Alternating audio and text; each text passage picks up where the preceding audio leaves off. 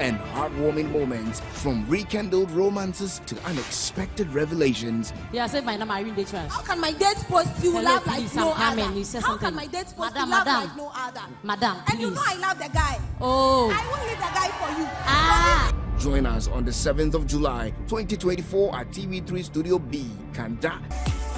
Watch Date Rush Reunion this Sunday at 8 p.m. on TV3. Date Rush is sponsored by Heaven Black Mosquito Spray and Coil and Napa Foods, Deluxe Acrylic Paint, Fio Moisturizer, Obuasi Bitters, Close-Up Complete Fresh Protection, Geisha Moringa and Geisha Black Soap, Adonko, Remy Spices, Stop Cough from Ernest Chemist, Dano Milk, Kiss Panache and Kiss Drinks, Yaz Sanitary Pad.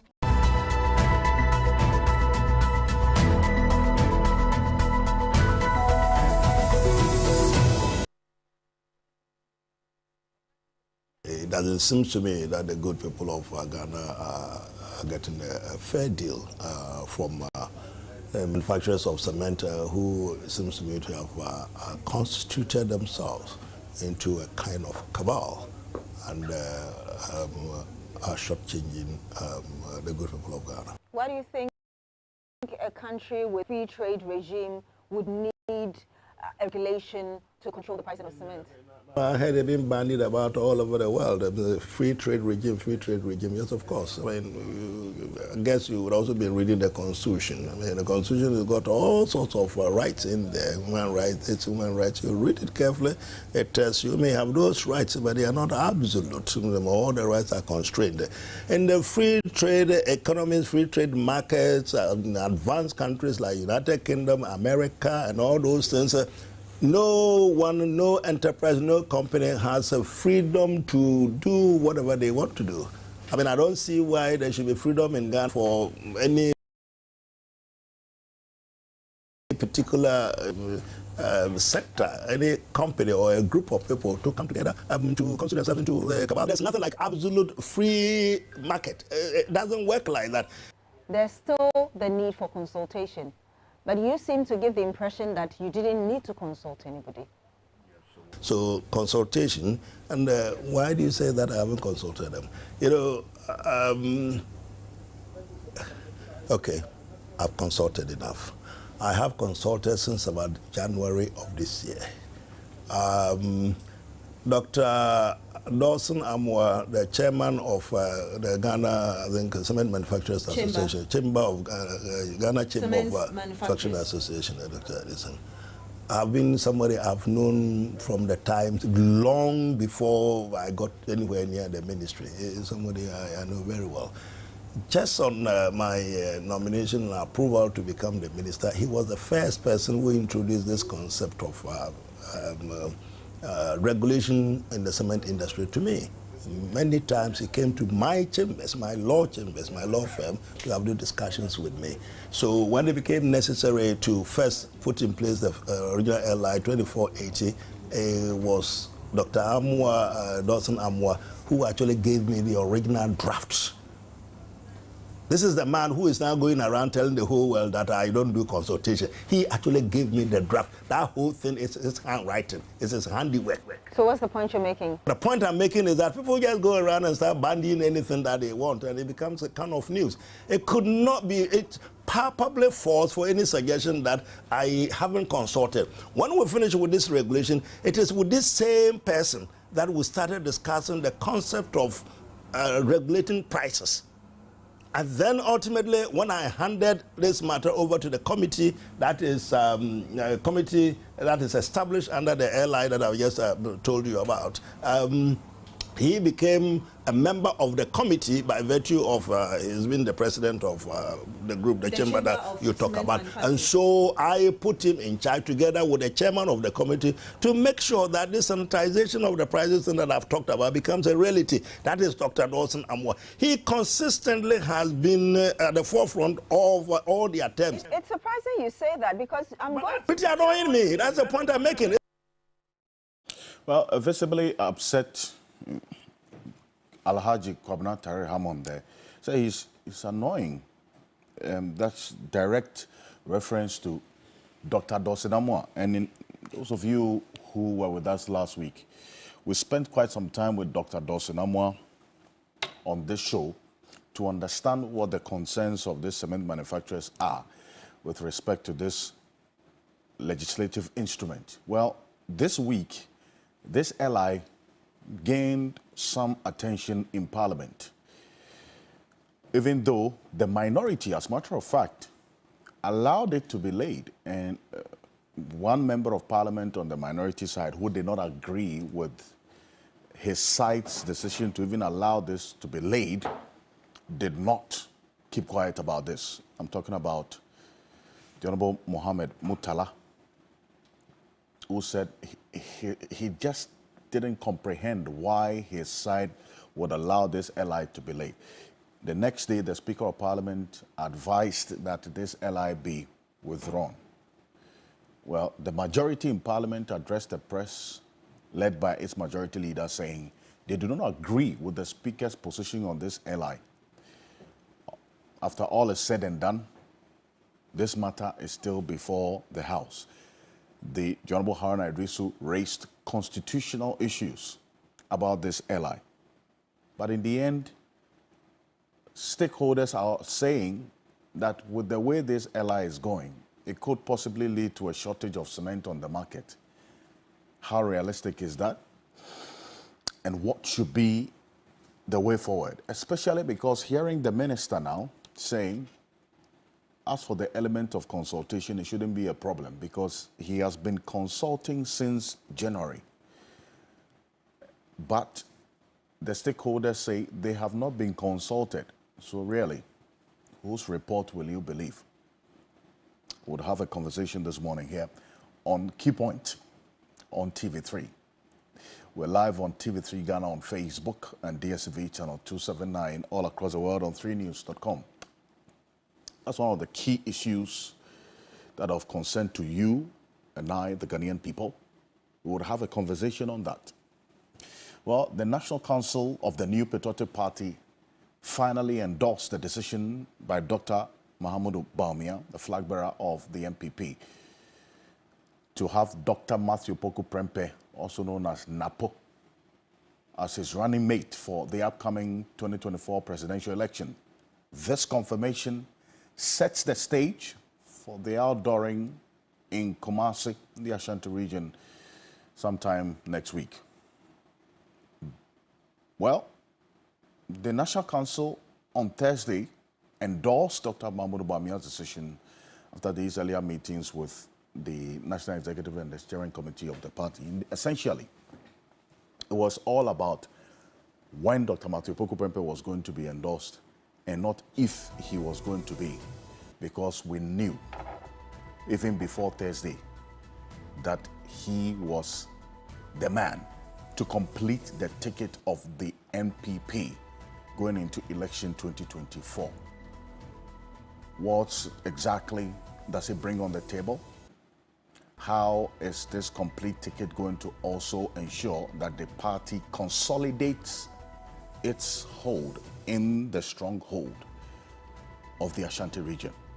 That's one of the, according to persons who are within the party, one of the major considerations for this choice, to consolidate its base in the Ashanti region. Beyond that, will the choice of Dr. Matthew Poku Prempeh attract the floating voters and all the other elements that the NPP needs to win this crucial election of breaking the eight? We'll have a conversation this morning. Meanwhile, the recent poll conducted by Global Info Analytics also reveals that indeed Dr. Mahamudu Bawumia is gaining significant support amongst first-time voters. Yeah. In fact, according to the poll, this trend indicates a shift in voter sentiments, particularly among the younger demographic, as the 2024 election approaches. Well, we're going to try and understand this because Musa Dankwa, who is Executive Director of Global Info Analytics, is going to be joining us. We'll have a big conversation on this matter this morning and what all of that means. 5 months to election 2024. Just bear in mind, in the next 5 months, as December 7. In fact, 5 months away from today, you would only be preparing to cast your vote. Also, today on the program, the NDC is calling for the immediate reversal of this proposal by the Chief Justice, suggesting the appointment of some 5 justices of the Supreme Court. There's a report to the effect that the Judicial Council even rejected this letter proposing some 5 justices to the president for consideration be appointed as Supreme Court judges. A number of people have raised concerns about this, that this is unethical. It is out of the range and on powers of the Chief Justice to do that. But the Chief Justice gave an indication of why this is important. That Supreme Court, obviously, of Ghana needs more judges, beg your pardon. But how that is to be done is also another issue altogether. These are the 5 names that were proposed. So what is the issue in there? I'll have a number of lawyers joining me this morning. We'll have a conversation. The minority in Parliament has had a position on this matter.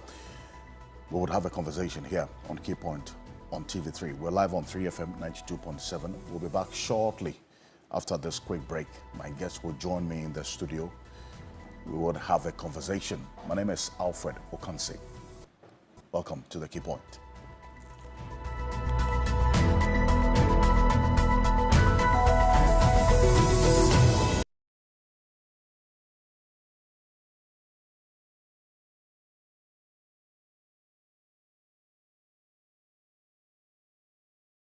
Dreaming of Asia with your family? Let's make it happen. Join Global Wings Travel and Tours for a 9-day all-inclusive tour of Malaysia and Singapore from September 9th to the 18th, 2024. Experience the best of Malaysia and Singapore. Visit famous tourist sites in both countries. Take car cable ride, try local foods, and relax in luxurious hotels. This incredible package includes return air ticket, Malaysia visa facilitation, 9 nights in a 4-star hotel, daily breakfast and dinner, all taxes, airport transfers, and travel insurance. Join Global Wings this September and create memories that will last a lifetime. Book now by calling or WhatsApping 0553 688 398 or 0550 188 181. Star 712. Picture this. Coming on Greece. Yeah, and now you were back in Greece. To say why you fit a millionaire. Yes, the luckiest at Aroma. To say about from Massa Echeman. Yeah. Now check this. Sister Abna, aka Kobe Hima. The luckiest at Aroma. Queen B. Yeah. Boss Lady Baku Pen. Hold on to your seats, folks. Such anyway, it'll be you smooth. Way and your friend will upgrade. Luckiest Aroma. And the best part, that with the luckiest, will be our shot to a good life. And I'm talking to you, me, your girlfriend, your ex, your neighbors, your landlords, and even Goro boys. And no one is over dialing with lucky number. Star 712. No. Coswato ticket to win in the community draw or the grand draw on the 30th of November 2024. The luckiest is regulated by the NLA on the Caritas platform, not for persons below 18 years. TNCs apply.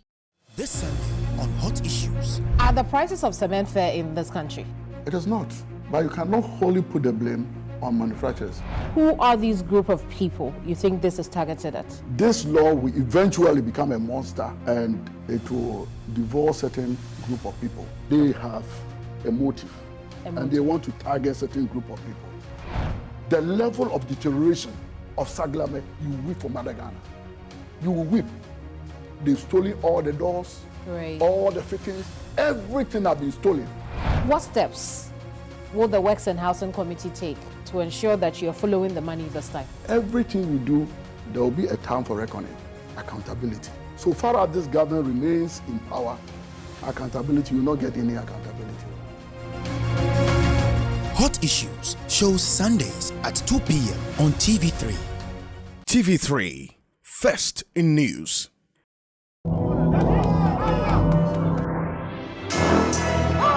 Witness the raw power of Ghana's strongest.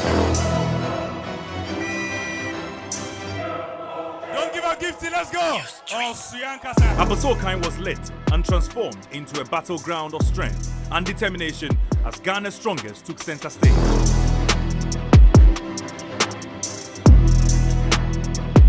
The raw power and determination that had the crowd rolling.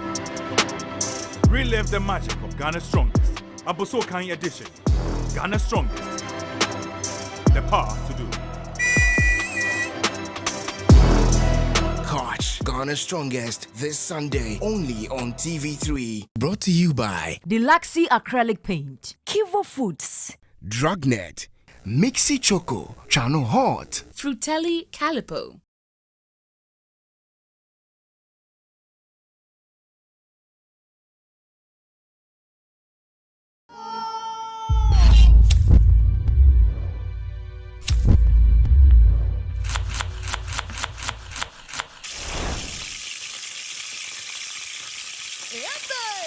Tell me what you're cooking. The Alumni Battle is back.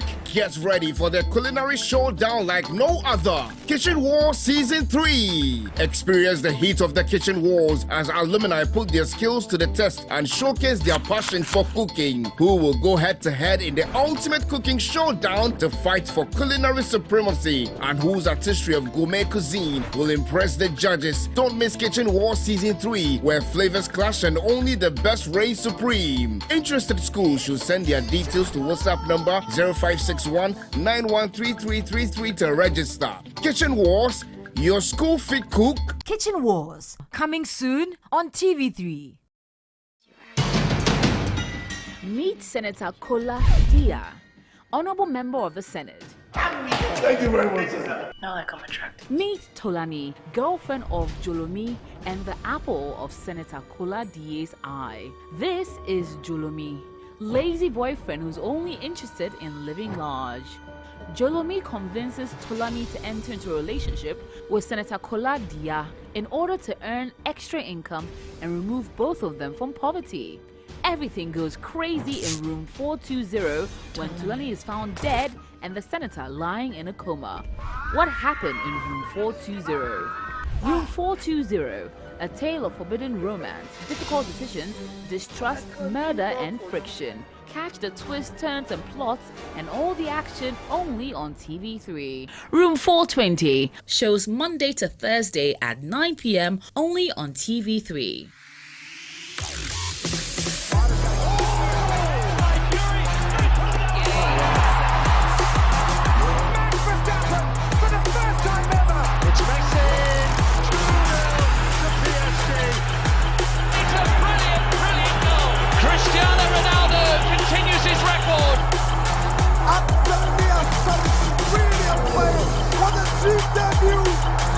Ghana coming out again, the same squad.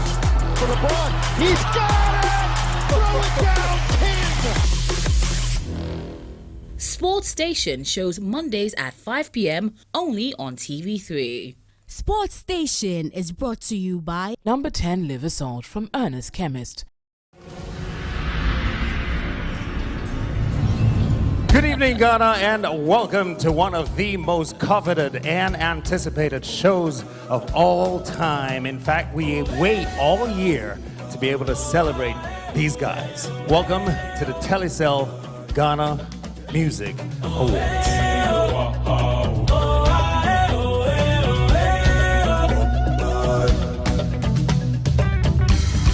We are a nation, we are a people. Though we are different, we make a sound. We play together in harmony. Up next is the Artist of the Year. Calisel Ghana Music Awards. Showing this Saturday at 8 p.m. on TV3. She was one of the only 2 female students of the 97 class of geology at the University of Ghana, Legon. Now, coming atop her class, she ended up being the TA because, of course, she was the best. So I was actually the first program officer ever in the EPA's history to go to the mining department. And a female as yes, well. Yes, first female. And you opted for it. Yes, yes. And interestingly, in creation too, you know, in the book you'd see it, all the days of creation, God, when he was done, he says after the first day, he looked at it and he said, it is good, it's good. But after creating man, he said, it is not good. It is not good. This week on Today's Woman, it is a combination of geology and theology. Make sure you're tuned in at exactly 3 p.m. with me, Cookie, right here on TV3. It is Today's Woman. Today's Woman with Cookie T shows Saturdays at 3 p.m. on TV3. Brought to you by Vlisco.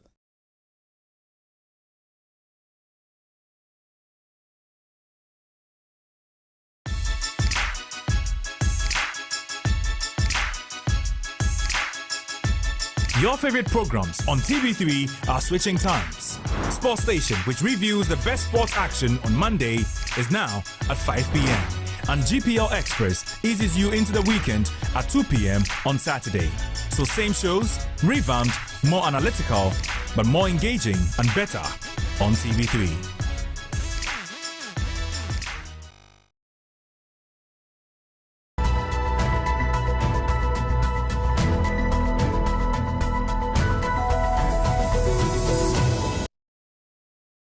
It doesn't seem to me that the good people of Ghana are getting a fair deal from manufacturers of cement who seems to me to have constituted themselves into a kind of cabal and are shortchanging the good people of Ghana. Why do you think a country with free trade regime would need a regulation to control the pricing of cement? I heard it being bandied about all over the world. The free trade regime, yes, of course. I mean, I guess you would also be reading the Constitution. I mean, the Constitution has got all sorts of rights in there. Human rights, it's human rights. You read it carefully, it tells you may have those rights, but they are not absolute. All the rights are constrained. In the free trade economies, free trade markets, advanced countries like United Kingdom, America, and all those things, no one, no enterprise, no company has a freedom to do whatever they want to do. I mean, I don't see why there should be freedom in Ghana for any particular sector, any company or a group of people to come together to consider themselves into the cabal. There's nothing like absolute free market. It doesn't work like that. There's still the need for consultation. But you seem to give the impression that you didn't need to consult anybody. So consultation, and why do you say that I haven't consulted them? You know, okay, I've consulted enough. I have consulted since about January of this year. Dr.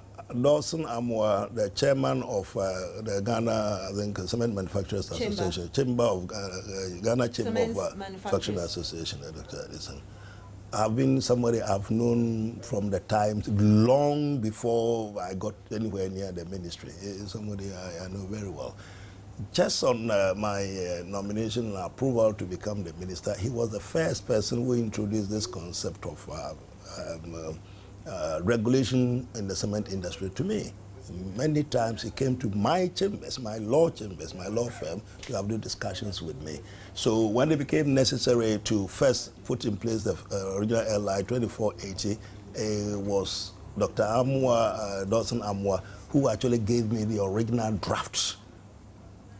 This is the man who is now going around telling the whole world that I don't do consultation. He actually gave me the draft. That whole thing is his handwriting. It's his handiwork. So what's the point you're making? The point I'm making is that people just go around and start bandying anything that they want, and it becomes a kind of news.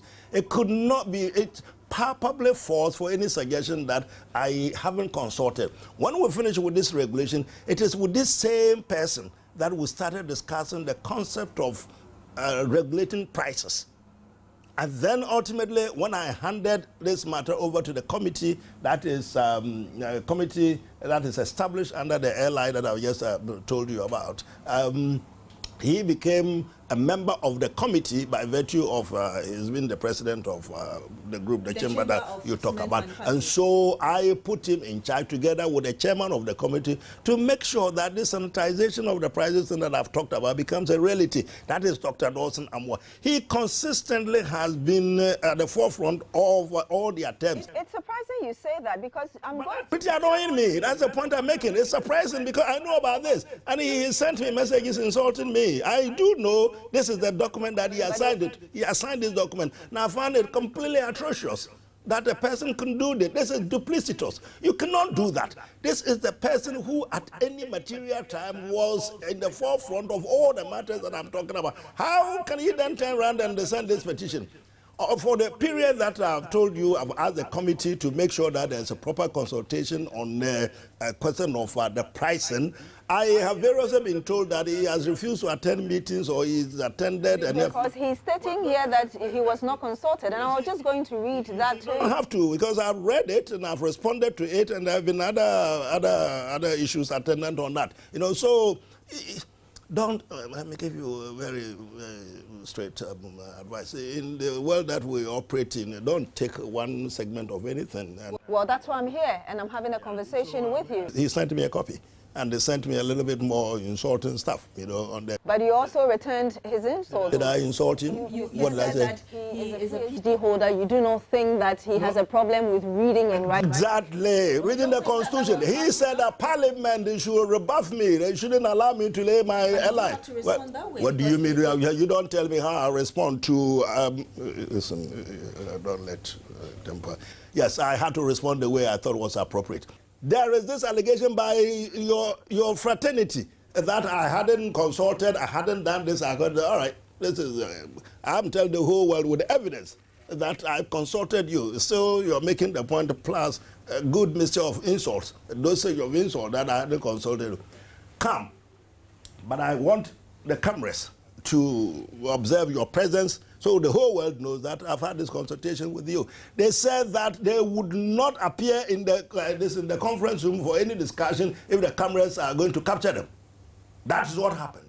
I gave them all the opportunity. I explained to them that it wasn't the practice, I wasn't a baby kind of letting them come in there and allow the cameras to sit through for the details of the discussion. I wanted the cameras to at least capture the initial, the introductions, and then when we go into the details, they will leave, we'll have the confidentiality of the room to discuss whatever matters that we want to discuss.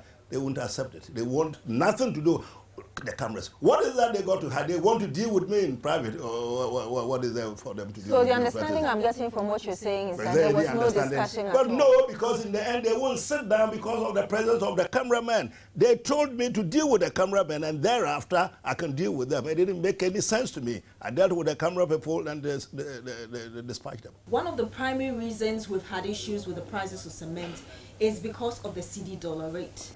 My dear, I want to now calm down and then have a sensible debate. You're not concerned about that? I said I want to calm down and have a sensible debate, you know, I mean, at least with you. Okay. You know, so this is what I mean by somebody with a PhD who shouldn't find difficulties with this. He's got a copy of the document, the LI. A copy of the document. Nobody, I mean, you think at my level I'm oblivious of the effect of the CD-dollar relationship in the country?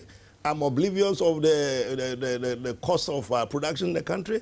I'm oblivious of tariff, the cost of tariff electricity? I'm oblivious of those things? Nobody is suggesting that they do not have issues to do with. If somebody is suggesting that it's only CD and the dollar, that's actually, it could. Well, so that's the Minister for Trade and Industry there, Alhaji Kwabena Tahir Hammond. As a matter of fact, last week we spent quite some time with the Cement Manufacturers Association of Ghana on this show. So we're just on the balance of hearing both sides on the matter. we sought audience with the Trade Minister the few days gone by. And my colleague Beatrice Edu sat with him in this interview where he insisted continuously that he has consulted these cement manufacturers and other stakeholders since January.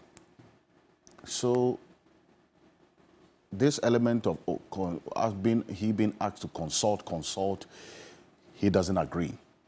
He believes that he has done that, nothing more, nothing less. But then again, is that the real problem? The only issue with this LI? Martin Pebo is a private legal practitioner. He is leader of one of 3 individual bond groups and the convener of the Komepe the demonstration is with us in the studio. Lawyer Martin Pebo, good morning. Welcome. Thank you, Mr. Ocansey. Good to be here, right? This is where the nation watches, right? Indeed. And as usual, let me greet Garmanche. Yes, right. Greeting Garmanche is very important because, look, he's won my respect for life. The way he came into this Cecilia Dapa matter when lots of our senior citizens, etc., were running away from it. So, Garmanche, good morning. Kentucky, Tewia Teku Chu, right? Yes, Kentucky. Today you got the name right. The full name. Yes, yes, yes, yes. And then Domahini, yes, let's greet Domahini too. No, Domahini, we haven't had action in a while, Masa. Hey, Kenyan, don't worry, it's normal. I mean, not everybody will love you, right? It's natural for your detractors to come up and say you can't speak because you're a judge. But please, these are times that are trying the souls of men. Yes, that's a quote from Thomas Paine's book, right? These are times that are trying the souls of men. So please, we love you for what you do. Just come out of your shell once again and let's keep fighting. Right. Yeah. Thank you. Also joining us is Nelson Eche Roxon Dafiamepo. He is the Member of Parliament for the South Dye constituency. He is also a private legal practitioner and he is a member of a number of committees in this 8th Parliament, Constitutional, Legal and Parliamentary Affairs Committee, also the Public Accounts Committee as well, and a few other committees in this Parliament. Nelson Roxon Dafiamepo is also a private legal practitioner. Good morning, welcome. Good morning, Ocansey, and good morning to Senior. Yeah, morning. And good morning to my people in Southern, Peki, Kwali, Kwevetongo. I'm privileged to be here. Indeed, it's good to have you. Also, we have a number of people who will be joining us also in person and virtually. Nano Heninto is former General Secretary of the NPP, and now with the Movement for Change. And he will be joining us in the studio in a bit. And then we'll also have the stakeholders in this industry also having a word with us. As we go on, we'll have a few other persons in the subsequent topics for the morning also joining us to have this all-important conversation this morning. We're also on, we're streaming on YouTube. We're streaming on YouTube at TV3 Ghana on YouTube and also 3 News on YouTube. So you can also watch us there, but we're live on 3FM 92.7. So I don't intend to spend too much time on this matter. Last week when we had this conversation, you were clear in your mind that yes, you sympathize with the minister, you understand the underlying reason for, you know, this LI in the first place. It is not so much about the what, it is the how this is being done. If you listen to the industry players themselves, there is a certain consideration for something of the sort, but they want to know what is in there. They want to know the motive really for this LI, and then also have a say in what goes into the LI. This is what the minister is saying. Since January, I've been doing this consultation that you are saying I haven't done. So what else should I do? Parliament, in fact, this LI was laid with the minority in there, even though some of them disagreed as to why it was even allowed to be laid in the first place. But it has been done. The Speaker also advised that it should be withdrawn. Majority says otherwise. what should be the way forward or the most important act on the part of the minister now to put this matter to rest? Because already they are saying that if this continues or if this comes into force, we may experience cement shortages in this country. Wow. Okay, so, you know, there's a saying that where two elephants fight is the grass that suffers. Yes, where two elephants fight is the grass that suffers. So now the minister has his own bundle of rights and powers as a minister, and then the cement manufacturers also have theirs. So what do we see? If it continues like that, it is us consumers who are going to bear the brunt of their fight. So we will continue to call that, listen, they should get a mediator. Okay, now that it's clear that it appears the two sides cannot, you know, engage themselves, then there's a need for a mediator to be able to sit them down. Yeah, they should talk to Osengame. Yeah, Game does a lot of mediation. Of course, there's not an advert for Osengame, but I mean, his name just came to my mind. Yes, you have other arbitrators, Professor Datiban, etc.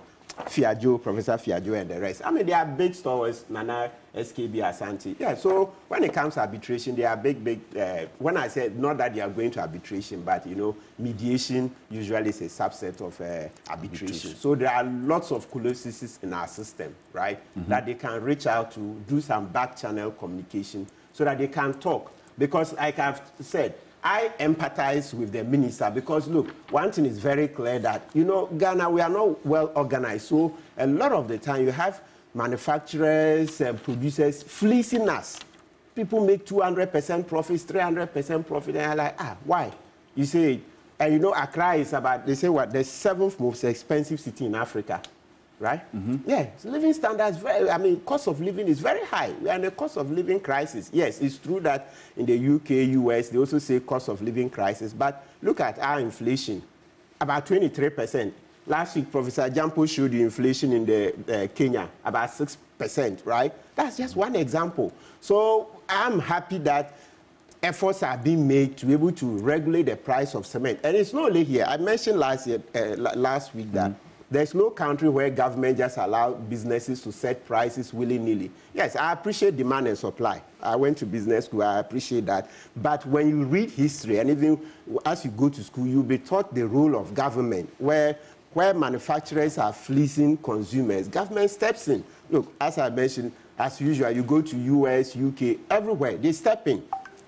Look, when Trump was leaving, take the US, for example, pharmaceuticals, they were charging too much. So Bill Clinton was on a crusade trying to get them to reduce prices, getting them to reduce prices. That's after he had left office.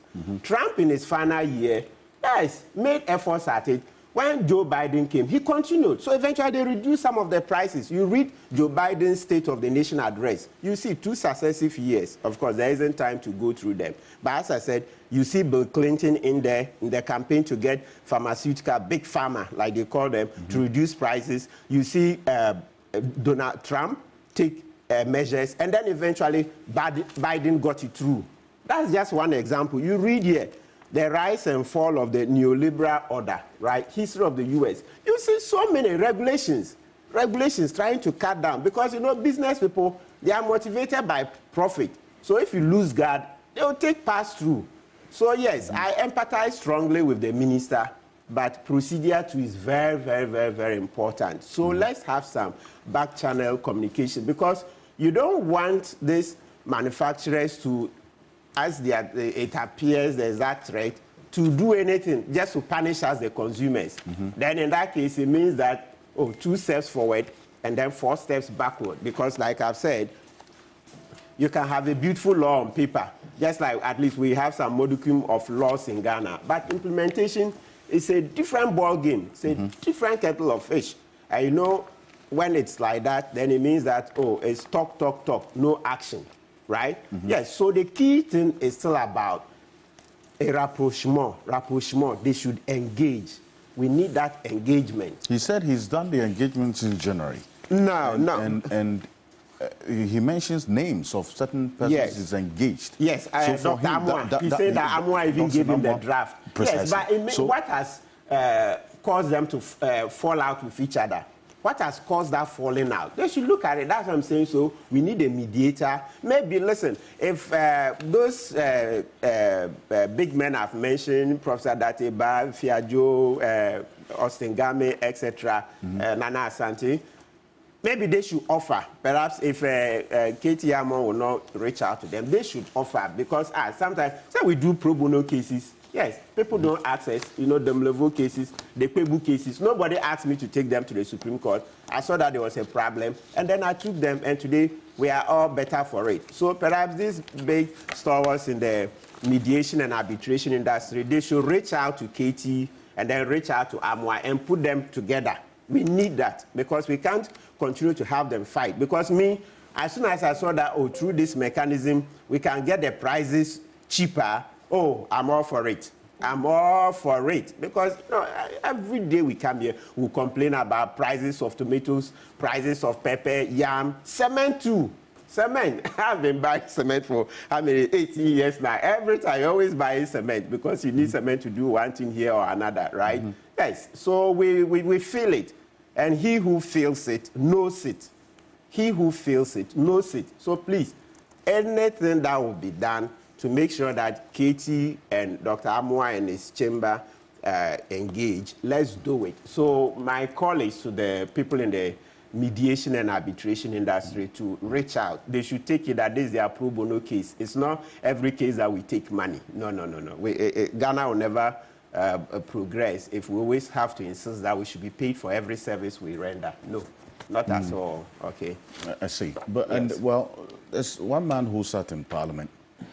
This LI was late, and despite all these concerns that were raised. So, how did that happen? Because some of your colleagues, the minority MPs, say they were surprised. In fact, they were not in agreement with this decision to have this LI laid when you were in Parliament, despite all these concerns that have been raised. Okay, thank you very much once more, and good morning to our viewers. Let me explain some few procedural matters. When Parliament delegates an entity its legislative powers, as in Article 11(7), that delegated legislation, which is a subsidiary legislation, will have to be laid in Parliament. That's the formula. Now, this matter triggered some Supreme Court action, which led to the Supreme Court pronouncing that legislation is in the domain of Parliament. But if you decide to delegate those powers, those legislative powers, to an entity of state to, as it were, enact regulations, enact orders, enact rules. Once you delegate those powers and it's brought to Parliament, you cannot tinker with it when it is laid. You can only reject it if you don't like it. So if I may read the constitutional provision, if you read Article 11, sub 7 of our Constitution, that's clause 7 of Article 11, it says, any order, rule, or regulation made by a person or authority under a power conferred by this Constitution or any other law shall A, be laid before Parliament, B, be published in the Gazette on the day it is laid before Parliament, and C, will come into force at the expiration of 21 parliamentary sitting days. Parliament is not there, but let me put it in question. 21 sitting days, that's parliamentary sitting days, after being so late, unless Parliament, before the expiration of the 21 days, annuls the order. You hear the language of the Constitution. Annuls the order rule or regulation by the votes of no less than 2/3 of all the members of parliament. So if parliament does not want a certain regulation enacted by an entity under a delegated power, legislative power, parliament can only annul it. We can't amend it the way we amend bills at consideration. So what Parliament has done over the years is that when entities based on provisions in enactments, giving them the power, for instance, we can say that upon coming into force of this act, the minister must within or may or shall within 12 months or 1 year bring regulation to operationalize this act. So essentially with what has happened now, in the next 21 parliamentary sitting days, if this lie is not withdrawn, let me finish. It will go through. Let me finish. Quick one. Yeah, let me finish. So when that happens, Parliament it's not able to amend, but can only annul. So what has happened? Katie Amon is in Parliament with a regulation to, as it were, fix prices of cement. That's the original intent. Now, Parliament has, by some convention, decided that any entity that want to bring a regulation must do what we call pre-laying. So before you come and lay it on the floor, in fact, the language of the Constitution is that you present it. Before you present it to Parliament, before you lay it before Parliament, it must come before the appropriate committee for the committee to look at the propriety of the contents of the regulation. Now, the Trade Ministry has come to Parliament with a lot of instruments under pursuant to the new Ghana Standards Authority Act, which is Act 1078, 2022. That act mandates the Ghana Standards Authority to do one thing, that is to superintend over standards of goods and services in our market. I am saying that they don't have the power to fix prices. Yes, no, they don't have the power to fix. Parliament can, by enactment, give that power to another entity. Or we go back to the parent legislation, which is Act 1078, 2022, to amend it to give them power to fix prices of commodities. So that it can determine the price of air tickets, for instance, hotel rates, for instance, the price of margarine and idle milk on the market, the price of building materials, iron rods. But you can't say that you want to fix the price of cement. But you have seen the airline. Yes. So we are raising. You see the element so we are of trying raising to fix prices. Yes. For that's cement. the law. And now they've moved away from the original use of the phrase cement price fixing to now price regulation. Yes, that's why I asked you whether. Yes. That's why I asked you whether there's. And the law doesn't mandate the fixing in there because that has been amended. No, it's not been amended. The effect. Hold on. So the effect of price regulation is what? What is the meaning of price regulation? I want to know what goes into the price build-up. So what exactly are the considerations for pricing by these manufacturers? So that in the element of transparency, government will know what to do. Are you with the manufacturer to determine the cost build-up? How about if the manufacturer knows that because of this phrase in the law, they rather inflate the cost of production? How do you determine that? It's done. The word sales in the Act, when it says that the Standards Authority will be responsible for sales. Yes. No. The law says if you go to Section 80, Section 80, subsection F, it says you shall regulate advertisement and selling. Yes. It's not price. No. Well, as I told you, my mind is advertisement and selling. Selling. Yes. Selling. So if you are selling it too high, why should we sit down? There's no pricing in there. Selling. It's not wide enough. No. Okay, it's not wide enough. Go to court and see. Anyway. Advertisement. So for me, I think that they don't have the Ghana Standards Authority doesn't have the mandate properly constituted in the Parent Act to do what they are doing. That's part of the big issue in Parliament. Okay. So we are asking them that they should do the appropriate thing. You can come back to amend the law as Parliament has done in terms of the NPA Act, which mandates the NPA to actually fix prices of petroleum products. That one Parliament has done it specifically. So they do it. So anytime there's a price change, they tell us that this week we are buying a liter of petrol at this price. We are buying a liter of diesel at this price. A liter of gas at this price. They tell us. Because Parliament has mandated them to, as it were, fix the price of petroleum products. You can. No. But we didn't do so specifically in terms of the Ghana Standards Authority. Because you see, the entire legislation is about guarding our standards of products. In a free market economy, you don't have the mandate to be fixing price of commodities. And it is a wrong approach to tackle the pricing of cement. If you check the price of cement, it's actually pegged to the dollar. So it is the depreciation of the dollar that is affecting the hiking of the cement price. But it is not the cost of this concept of free market economy. I recall last week you raised issues about. Yes, government is regulating. Even free market, where does it exist? What we have is usually welfare economies. Yes, welfare.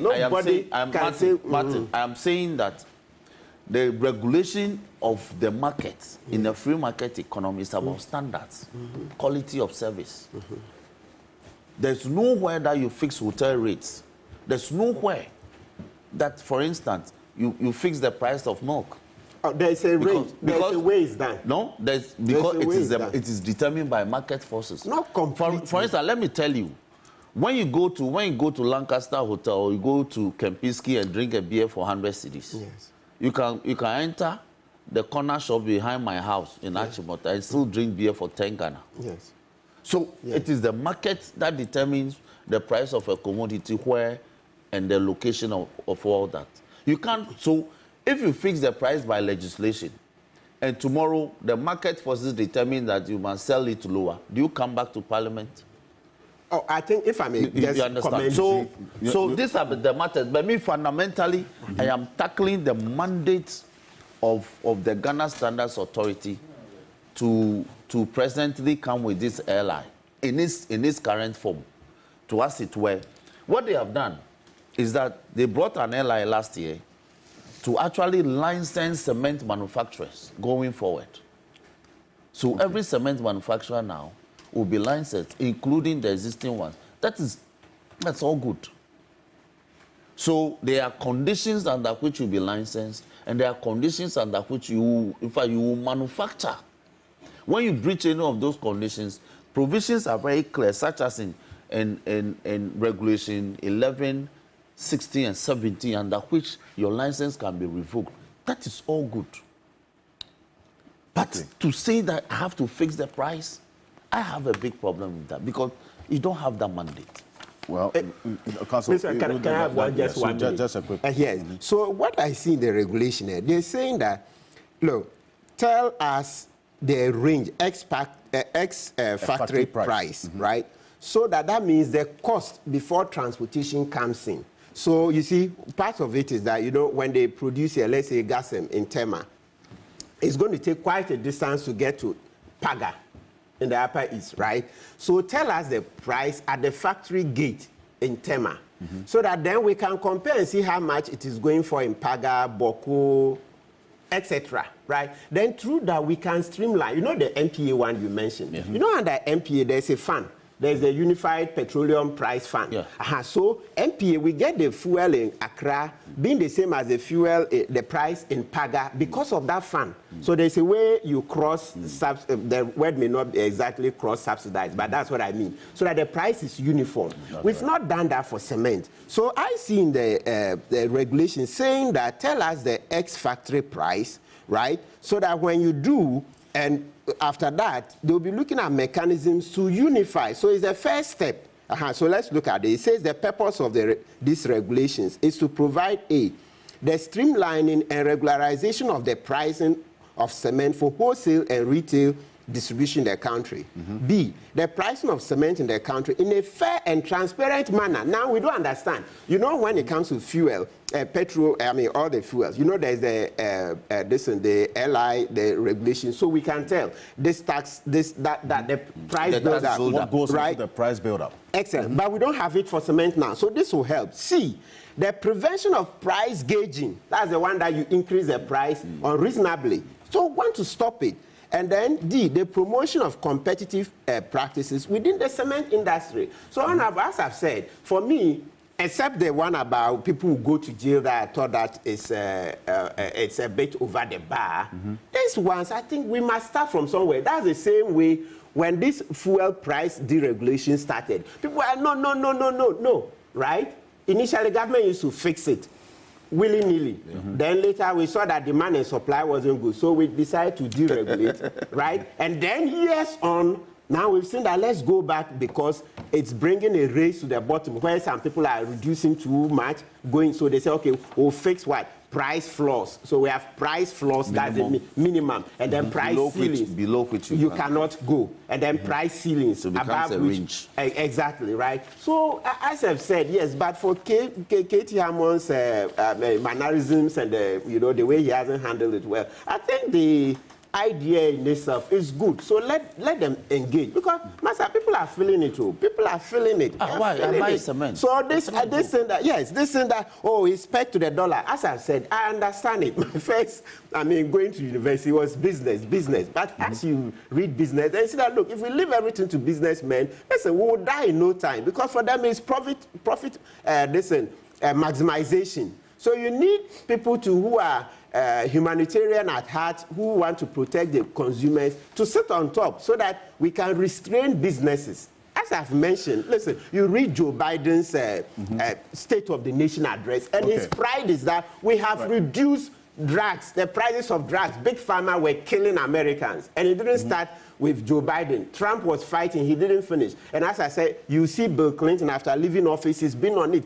HIV, the generic drugs, etc. Fighting, that's his campaign. And you see successive presidents have come to buy into it. And now, they've regulated the prices of drugs in the US. And it didn't start with drugs. As I said, this whole book, I'm reading about regulation. You start, listen, from the 1930s, the big, the New Deal, when Roosevelt came as president. The Supreme Court, at a point, they were shooting down his policies that, no, you can't regulate this, you can't regulate. Then later they saw that, if you leave businesses alone, they will kill consumers. So they had to agree. The New Deal policies went through. So in the US, they are full of regulations. So I think, Martin, we should learn. You misunderstand me. I am saying fix the legal framework. Yes. And make it clear that the Ghana Standards Authority has the power to fix prices of goods and commodities where they deem it fit, so that we don't smuggle things that do not fall within their mandate. I speak purely of mandate. I get it. You understand? Now so the one saying that the word selling is good for me. Because they use a combined, advertising and selling. So good. Let me bring this principle. You and I, good, we are lawyers. So if advertising was complete to capture the idea, right, then that's it. So it means that advertising is one thing, and then the use of selling is another. Remember? It's conjunctive. No. Yes. Advertising and selling. Yes, so they are different things. They are not. They are different. No, they are different. They are different. Advertising and selling they are not. Two different. They are not. Yes. They are not. They are two different things. Oh dear. So, that one, I think that if we're getting into elements of marketing, there are two different definitions for advertising and selling.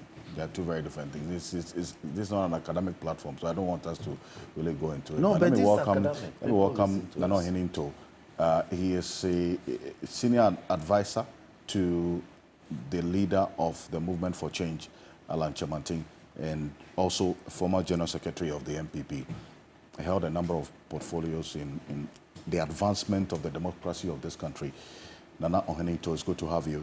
Good morning. Good morning. Nana, you're welcome. Thank you, Honorable. Thank you so much for making the time. Yeah, very well done. Thank you. It's a privilege. Yeah, to be here with happy you. to be here too.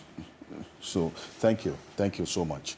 And on this particular one, I know that your approach as a movement also has some element of difference in there. But then again,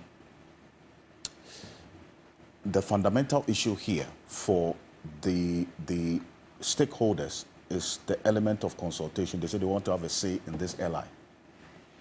But then again, the minister says, I have been consulting since January, as we saw in that exclusive interview that we had with him. So as we look at regularization of pricing, taking into consideration the consumer's concerns as well, what should be done to, as it were, bring this matter to rest? Because Laya Matikbebo makes the point about the consumer being the one who would suffer in the end because of this back and forth and what is going on between these two elephants. Nana? Thank you very much, and a good morning to our very cherished viewers and listeners. As the debate unfolded and I listened, I told myself maybe we should look deeper, because these, for me, are symptoms of an economy that really is having very serious, fundamental, if you like, structural problems.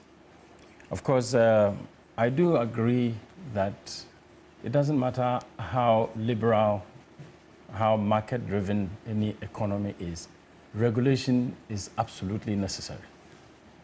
I mean, if you have a situation of, say, monopolies or near monopolies, and those who are in that sector take advantage.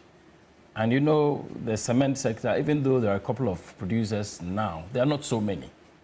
And it is such a commodity that it's not so easy for people to go into investments in that area.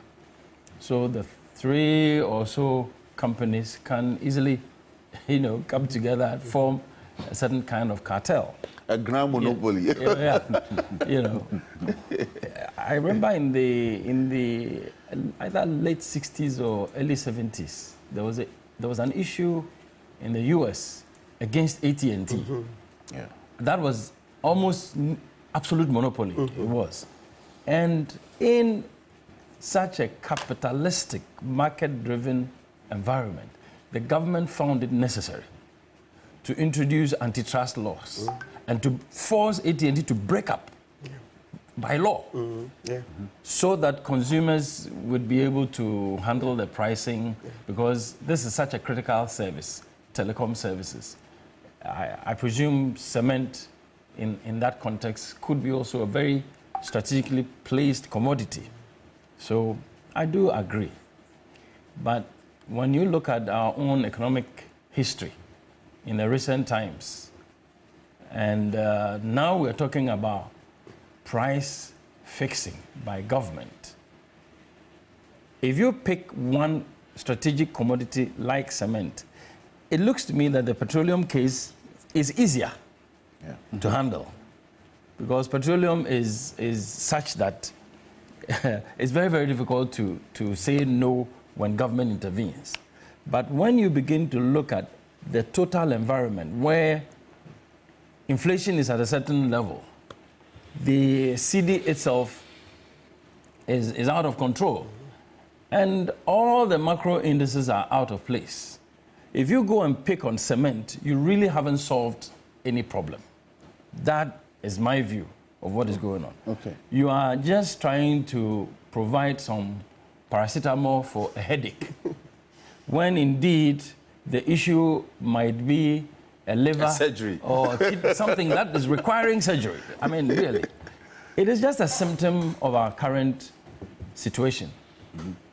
And as I said, I agree governments can enforce regulation, and I agree with the Honorable. If it has to do with the law, then the legal platform has to be properly cleaned up, so everybody knows what to refer to in terms of the law. But beyond that, I think the government has basically given us a knee-jerk reaction. A knee-jerk reaction? It is a knee-jerk reaction to the reality of the economic situation we are facing right now. This LI? So, pardon me? This LI? No, yes. No, the whole kicking into effect of cement price control. Now, if you are able to solve the cement pricing issue, and now the next thing is iron rods, or the next thing is roofing sheets, and the next thing is food items, what are you going to do? So it tells you that there is just something fundamentally wrong. And we've been talking about an economy that should not be driven by legislation necessarily, but more by production and economic activity and the management of the fundamentals of the economy. That's the point. That, for me, is the real issue. We may debate this. We may agree on what is the real rate of debt to GDP. We may agree on what is the real ratio of public expenditure to GDP. We may debate, and people would have even different figures. But I can tell you, once your agriculture sector is producing, and industry is manufacturing, and you are exporting, who would care about cement prices? Because the environment will be such that the very CD dollar business, even if you have to import clinker, and really, there's a lot of research in Ghana over the years that will show that we could easily find a replacement for clinker, for example. We still import clinker. But I know soil research, building and road research, some of these institutions, when we were young journalists, we used to do a lot of documentaries on their work. We know a lot of research has gone on. If you have a government that begins to focus practically, not just pay lip service, practically on technology, research, development, innovation, I am sure that within 1 year, a lot of the research that has been done over the years can be put back on the table, and if we are serious, we will find a replacement for clinker. You probably would not even need to use dollars to import clinker. So there is something fundamentally, structurally wrong. And this is all Alan Chemating is telling everybody in this country. No, I'm serious. I'm serious, because you see, this discussion has been too much of a partisan issue. And that should not be it. Building materials. Who doesn't need a place to sleep? Who doesn't need shelter? So if now it becomes a question of the government wants to take this step, the opposition thinks differently, and then there's a gridlock. Now we get out of the arena of development and the economics of our lives into partisan politicking. That is what is killing almost every positive step that any government will take, whether it's MPP or NDC. But as I'm saying, I think that the issue really is about the structure of our economy. We've been trying to take palliative measures, short-term measures, which have not touched the core of where we are going and how we want our economy to perform. So I think that the issue is not just a question of trying to fix the price of cement. If you did and you succeeded, for example, consumers are happy with the price, you pushed it down by whatever means, legal, political, whatever. So it comes to other commodities. What are you going to do? I think we have to think. We need to think deeply. But when you hear the minister talk about one of the fundamental considerations for this LI is to even the element of transparency, so we get to know exactly what goes into the price build-up of how much cement is sold on the market, so that you can also, and you and I, can relate to the various pricing elements. Because clinker, as we do know, all of it is imported. And that is the major ingredient for cement production. And so when the city is depreciating, you don't even need an economist to do this for you. That obviously there's going to be a trickle-down effect, and that would affect the pricing of the finished products. So you have the manufacturers all pointing to the depreciation of the city being one of the major reasons why. Because the last 2-3 months, we've seen the price of cement continuously increase. And that's one of the elements that they point to, including other issues of taxes and so on. So if that detailed price build-up is put out, would that not help as well? Well, you see, I'm happy you also referred to the one ingredient that you cannot run away from in the particular case of cement, clinker. What are the factors that determine the price of clinker as a component for the production of cement? Dollar, CD, period.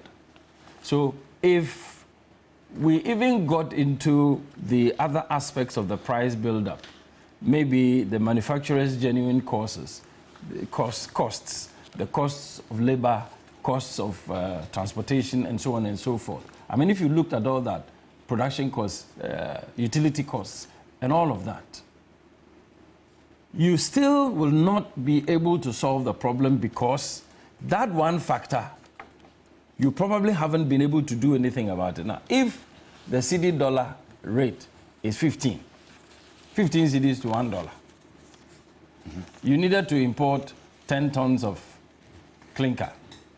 And 1 ton of clinker, I don't know what the price is now. So you multiply it against your exchange rate.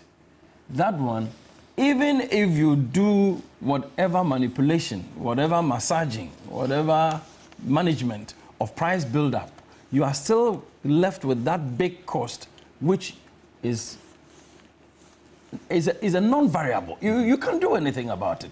So that is why I'm saying, yes, nobody can fault government if government thinks that some players in a particular sector are becoming rogues and they're taking everybody for granted, and so therefore government needed to do something. My point simply is that the way things are going, if we don't stop as a nation, as a government, and tell ourselves that this is the time to reset our whole economic paradigm, this is the time to reset our governance models, this is the time that we need to look at fundamentally what is wrong. We're not going to get anywhere with some of these short-term, what I would call palliative knee-jerk measures. That really is the point, because as for the factors that build up the cost, I think we all know. Well, the minister says there's a limit. There's a limit to which you can manipulate those factors and then try and come up with a price that you think will meet the populist demand of the people. Beyond that, you can't go through the floor. And I'm saying that even with the current circumstances of our economy and exchange rate and inflation and so on and so forth, whatsoever manipulation the government might want to do, even if there's transparency, I don't think that the prices will still be affordable anyway, especially in view of people's incomes and capacity to invest, you know, in building or in real estate and so on and so forth. I think we do have some fundamental problems that we need to act upon. If in the meantime, government doesn't know what to do, so you want to use the regulatory legal framework to manage it, maybe it can help us only to a certain degree. Beyond that, I will still insist we better do some deep thinking about the model of economic development we have pursued until now. It hasn't helped us, and we better change the structure. That is why Alan is putting before Ghana that great transformation up. We need transformation, not just incremental change. No, it got to be radical. And it got to be decision taking at the very top of governance. This is what Dr. George Dawson, who heads the Chamber of Cement Manufacturers, is saying. If you force a producer, and this is to you, if you force a producer to sell at a particular price and it's not profitable, there's market distortion. He or she would not produce. And if they don't produce, there'll be a shortage. Is Ghana ready for a cement shortage? So no. Let me answer that briefly. It's not exactly this like is that. From Dr. George Dawson, yes, who is with the chamber. In fact, he has the Chamber of Cement Manufacturers. So what he's saying is, sector for a very long time. I know him. Yes, he brought a petition. Yes, he's speaking theoretically, right? But when you say you force him to produce, at what price? We don't know yet. So you can talk about the elasticity of demand and supply. Today, I haven't pronounced it the long way, in the long way, right? So that would determine at what price. We don't know yet. So to just throw it at us is not sufficient. As I've said, listen, the truth of the matter is that if they are fleecing us, we are not happy about it. Let's go into it. why are they refusing to engage? Yes, that's why I said if. Why are they refusing to engage Katie? The thing about the journalists, yes, I would have thought that they should have entered the meeting. Then after the prelims, then they will now ask the journalists to excuse them. They should have gone. So let's not do this thing. People have studied this. Yes, we know beyond a certain price, if you go beyond a certain price, even as consumers will reject. But we don't know that price. So in the interim, if you keep going up, we will keep what? Buying. Up to the point where we will no longer be able to. So you will make some money up to a certain point. So let's just stick to the principle. The core principle is that there is no transparency in the price build up. This will help us to establish that transparency. Because, as I've said, once bitten, twice shy. Some years ago, remember Kweku Kwatin? When Honorable Dafemeko, your government, the price of fuel, you know, there was some secrecy, it wasn't transparent, they had to go to court. Your government had put on some taxes. They said, no, it didn't okay. It didn't okay. It went to court. Eventually, the price buildup came. And it appeared that you were supporting people in making supporting the sellers, the OMCs, etc., to sell at a higher price. I think that was the case that shot Kweku Kwatin to some national, the limelight. You see? So, and I have said that, listen, we make a mistake. If you just think experts have you at heart, Master, you are lying. The fact that somebody is more knowledgeable than you, he's an expert, if you just use that fact to think that it also follows that he has you at heart, you are lying. So we must see for ourselves. Let's do the transparency. Let's do it. Let's see the price build up. The LI says that they want to see the ex-factory price. Let's see what goes into it. And then, as I've said over and over, we take it one day at a time. It should help us because we genuinely feel that the prices of cement are too high. The prices are too high. So it's no answer. Don't come and tell us that it's pegged to the dollar. Are we spending dollars in Ghana? Yes, we are. The reality is that we yes, but we are trying to fight it. I think on this particular one, I don't think the point being made by Dr. Dawson Amoah is theoretical at all. I agree that if probably there is a bit more transparency and we looked at the various factors that build up into the price, we might find one or two factors that you need to do something about. But for as long as the key ingredient is imported and you need dollar to import and your cedi is weak against the dollar, there is a certain threshold that you can't go below. Yes, so put it out there. Let's do it. But I'm saying, don't let us dismiss.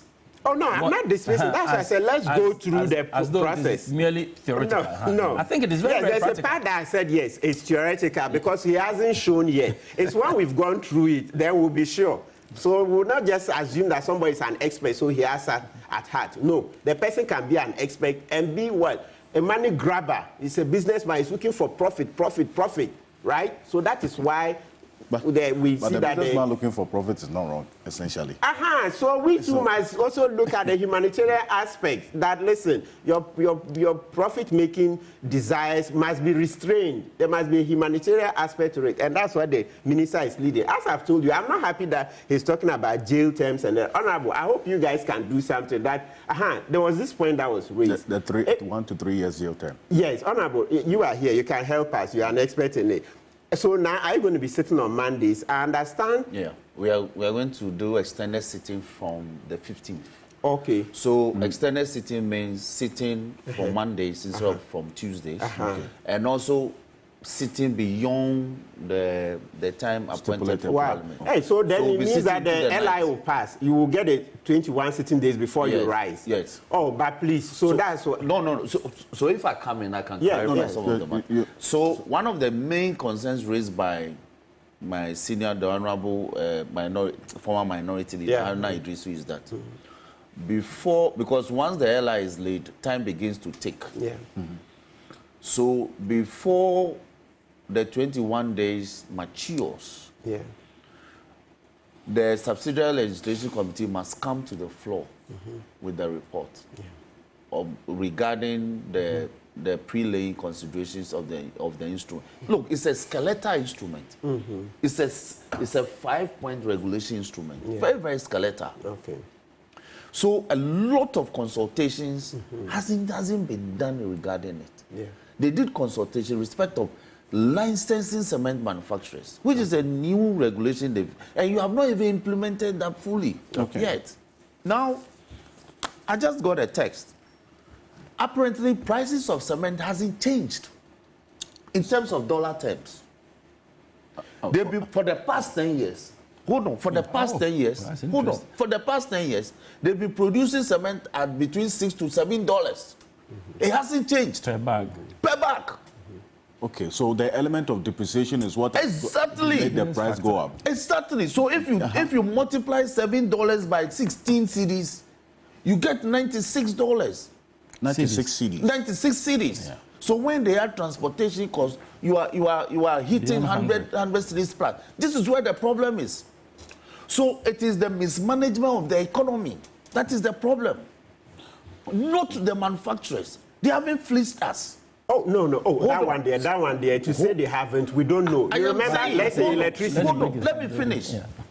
These points are very, very important. When the CD rate was 5 cedis to the dollar, how much were we buying cement if you peg it by $6? That would have been around 30 cedis. I don't think we had complaints. Even though it had moved from 21 Ghana cedis to about 30 cedis, it stayed there for some time. You know, the city stabilized at 5 cedis or 5.5 for like a year plus. Yes. Nobody complained when we buy cement at. But as soon as the depreciation began to set in to 7, to 8, to 9, to 10, to 12, and from 12, boom, 15, 16, then everybody woke up. Then we all thought that we were being fleeced by the cement manufacturer. But they are telling you that if you peg it to the dollar, it's been for the past 10 years. They are not producing at $10. They are not producing at $15. Between $6 and $7 for the past 10 years. And if you do the calculation, they are correct. So it is about the inefficiency in respect of the management of our forex. That is the problem. So this problem cannot be faced by regulation. Then suddenly we have to bring in iron rods. Then we have to bring in the manufacturers of roofing sheets. Okay, so is that to say that for as long as the city depreciation as not you see, so you see why the elasticity comes in, demand and supply. So it means that it is important that when you have the executive power of states to exercise, and you have the power to manage the economy, you do so competently. No, that one there we agree. Ekufado has been abysmal. What will help us? And let me make the point. Let me make the point that you did. Yes. Look, the research matters you spoke about, the Otekpolu area in Upper Manya, it's endowed with clinker-related materials. Okay. And these are the materials that we can rely on to manufacture cement. If you go to the East African areas, if you see how they build, look, they have regulations where you can't, if you want to build, you must rely on your local material in situ. All right. So they use brick, they use clay and cement. They build. But we want to import everything, want to import porcelain tiles. So all those things add up to the depreciation of the city. So this focus on licensing cement manufacturers and suddenly trying to fix price of cement or regularize prices of cement is not the solution like we are saying. In any case, look at the mandate properly of the entity that you want to deploy. That's my problem. Standards Authority hasn't got the mandate. If you really, with your permission, I think we just have to deal very quickly with the point that Martin has raised. So then possibly your case and my case will be stronger. Yes. Let us go and check what the price buildup is. Because it might be a very small issue. Exactly. And we're trying to use it to cloud the discussion. Exactly. Because seriously speaking, if the cost of production in dollar terms hasn't changed for the past 10 years, then really, let's go and find out. Let's find out. My sense is that there will not be a big issue with price. Let's not cross it. Well, that's my sense. My sense. Okay. Because if tomato production from the farm to the market is affected by CD dollar, then you should understand what we are looking at. There is no foreign import. When you bring tomato, you know when you went and bought the plane week. I also went and bought the tomato just to see why. So I was lying. No, you were right.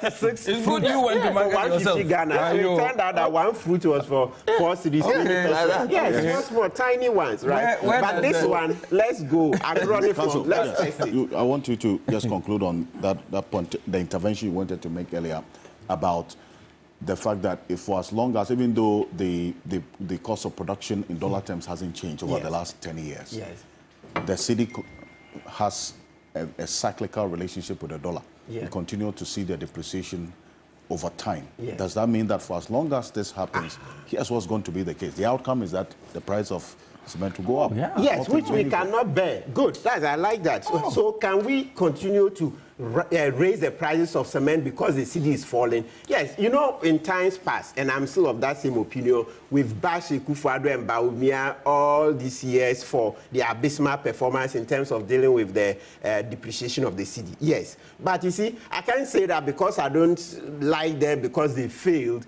then if manufacturers are taking advantage to fleece us, we should continue to say that, oh, we'll put everything on the head of Kufuor and Bawumia. No, we should be able to separate the arguments. Yes, they haven't done well, but right now, let's go into it. Why would we continue to raise the prices of cement because the city is depreciated? I don't think it fully explains the situation. When we get the price build up, we will see where the problem is. Just like the way when it comes to fuel, today we can say that, okay, the price of fuel is so high because of taxes. You get the point? We know. So we've known this for years since Kweku Kwati did the case and etc. So let's do the same to cement. Like Honorable Ohininto and Honorable Dafemo say, if it comes out and it's not the fault of the manufacturers, so be it. Okay. Indeed. Well, with the fuel pricing, in fact, there are 3 major elements that goes into the pricing. The depreciation of the city is in there as one of the factors.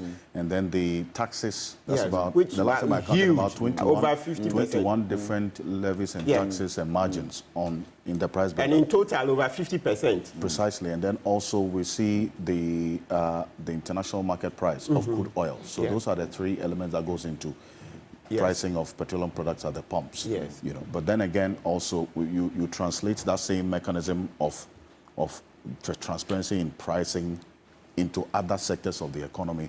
I think that's the call that that the minister is using to justify this. But we will see. This matter is in Parliament. Let me add quickly. Let me add quickly that in a minute, if you import 47,000 metric tons of clinker, your duties payable is 21 million Ghana cedis. The tax build-up is over 10 million on that. That's more than half. No, repeat that. If you import 47,000, if you import 47,000 metric tons of clinker, the duty payable is in excess of 21 million. The tax build-up alone is over 10 million of that. I see. All right? And the arrangements at the ports are such that within a matter of days, your clinker goes into demurrage. Because in clearing the clinker, major structural issue. Structural issues. Is a major structural issues. And they pay demurrage. In a matter of days, they move the clinker to demurrage. So we need the reforms at the port. Oh, no. Yes. Okay, so it's good. So it's good. But Honorable, my main concern, Mr. Ocansey, is that, so you're saying that now that you sit on Mondays, meaning that if nothing is done, they... I'm a member of the committee. I'm sure Dr. Aini, certainly by Tuesday, Wednesday, his report will be ready. Okay. Yes. Okay, so it will not automatically pass. Subsidiary, yes. The Subsidiary Legislation Committee. I'm a member. So by Tuesday, we should expect... Dr. Aini should have his report by Tuesday, Wednesday. So that means it can just pass. But no, the report will have to be debated. The report regarding the pre-laying consideration, the issues that came up. Very good. And the fact that the suggestions have been the price fixing was there. Okay. It's part of the pre-laying consideration. That's why they went back to do it price regularization. Okay. You know, which I still have a problem with. Okay. You know, Yes. so he will bring the report, and then the House will be engaged with it, and we'll see how it goes. Okay. Yes. So that the time will not continue running. That's No, the main as for thing. the time is ticking. So that's where the problem is. So what but do we it can be the consideration of the report can be done before the time expires. That's what I mean. Okay. Before the maturity of 21 days. So 2/3. You need 2/3 to back you to stop there. Yeah, to stop it. But do you have the numbers? So that's it. Yeah, but that's the problem. So that's why I'm thinking that then the mediators should engage KT and the manufacturers. I agree. Otherwise, we'll sit here then. You see, this thing you can do it by policy. Okay. Well, you can do it by policy and engage and bring everybody on board, but not by regulation. Absolutely, not by legislation. You have implemented free SHS for nearly 8 years, merely by introduction of policy. You see, so this look. It might sound a bit too much, but Alan's automobile production thing. It's my policy. Today you are very choppy. No, but I am telling you the issues we are sitting in the studio talking about. You see, it takes you back. It takes you back. But JM has done all this. I would have voted for Alan if he had resigned early. Let me tell you, if Alan had resigned early. Does it make his ideas? Do you know that the cement licensing thing was his baby as trade minister? But the point is that at the time that you are doing some of these things, you look at the environment. He's left the scene. Now he's talking about reforms. A structural, not just reform. Transformation is more than reform. You know, so I think we need something fundamental. Right, but GM will do that thank you very much. So and, there are a number of messages on the back of this one. GM? So this one here says, "Good morning. Tell the member of parliament." I think we're talking about Nelson Washington. It says his constituents who are building. I don't think the price builder. Okay, he says are watching him. Okay, thank you. I'm sure essentially. Anyway, this one here also says that there has to be the consideration of a very good balance between what the minister wants and what the industry is also saying. That claim of consultation or non-consultation, in my view, it says it's neither here nor there. There has to be a real conversation about what is going on in the state of the economy. It says that, this one says, I agree with Nano Hininto about this being a subset of the bigger economic issue that we are faced with as a country. I tell you what, Alfred, there are manufacturers in other sectors who are suffering as a result of the state of the economy. And this one here says that taxes are also a major, that's from Dr. Kwame Asante, says taxes are also a major consideration in this. We should not lose sight of that. The manufacturers themselves would wish that in any business sense, if prices are low and people can patronize, then it would improve on their profit margin as well. If the item is expensive and people are not buying, what do you expect? You say. Musa Batwa in Aswansi says, good morning, Alfred and your respected panelists. He says it's troubling to see Alhaji Keti Amon lay this approach in introducing a bill to regulate cement without engaging industry players. He says he has done so. And this lack of consultation undermines the potential effectiveness of the legislation. Moreover, the government should prioritize addressing the depreciation of the city, which is a primary driver of escalating cement prices. What steps is government taking to stabilize the city and, in turn, control cement pricing? You say. Thank you very much for your message. And then this one here from Sino Aja says, good morning, Alfred. I think that it will be worth knowing the difference between advertising and selling. You see. No, they're not the same. You know what? They are not the same. Selling has a personal and interpersonal, relationship approach or relationship where you certainly would have to meet the person, and then also do that a push factor sort of or personal approach to, as it were, introducing a product or an item to the person. Advertising is using a medium like TV3. And we're going to go for a commercial break. So you see advertising as a means of communicating a message about a product to an audience. That has less or no interpersonal communication whatsoever. So, well, anyway, so that's just the basic difference between the two. But thank you very much, Madam Aja, this one, from Ho, sending us this message. That leads us into our next issue. The Chief Justice Her Ladyship Gertrude Tokono. This week, there's a letter that became public. A proposal for the appointment of some 5 judges to the Supreme Court.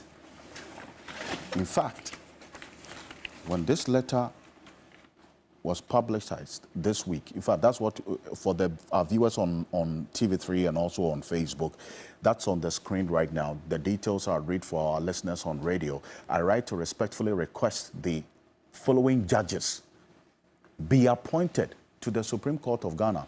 Her Ladyship Justice Angelina Mensah Homea, His Lordship Justice Eric Cheiba, for His Lordship Justice Edward Amuakwa Sante, Her Ladyship, I beg your pardon, Justice Pamela C.A. Kranting, and Her Ladyship Justice Efia Sariboche. That last name is the trial judge of this ongoing ambulance case. And to the extent that these names were proposed by the Chief Justice when this trial is ongoing, is also another matter that has also been derived as a result of this.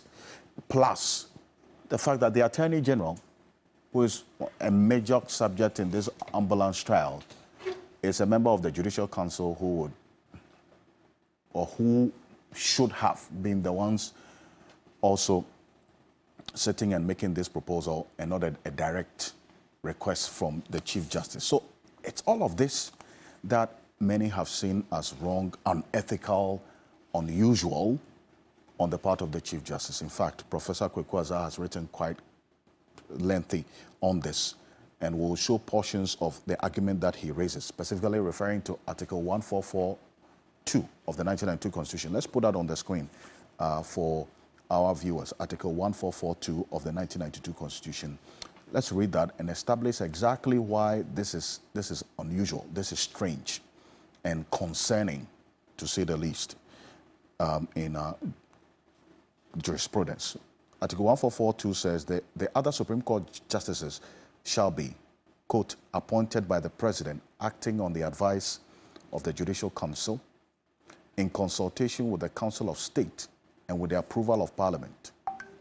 There shall be a Judicial Council which shall comprise the following persons: the Chief Justice being the chair, the Attorney General, a Justice of the Supreme Court, nominated by the Supreme Court Justices, a Justice of the Court of Appeal, and then also a Justice of the High Court, 2 reps of the Ghana Bar Association, a rep of the Chairman of the Regional Tribunals, a representative of the lower courts or tribunals, and the head of legal directorate, goes on and on. Subject to the provisions of this article, the power to appoint persons to hold or act in the judicial office shall be vested, subject to the approval of the President in the Chief Justice, acting in the advice of the Judicial Council. But essentially, it is the 1442 that there's emphasis on, that the Supreme Court Justice shall be appointed by the President, acting on the advice of the Judicial Council.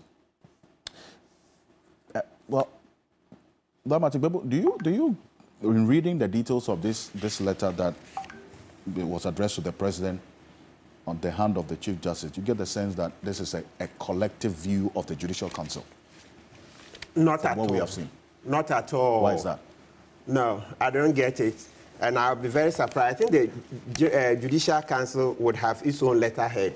Yes. Mm-hmm. The Judicial Council must. But this letter is on the letter of the. Yes. Letterhead of the Chief Justice. Yes. So that puts it miles apart from a collective decision of the Judicial Council.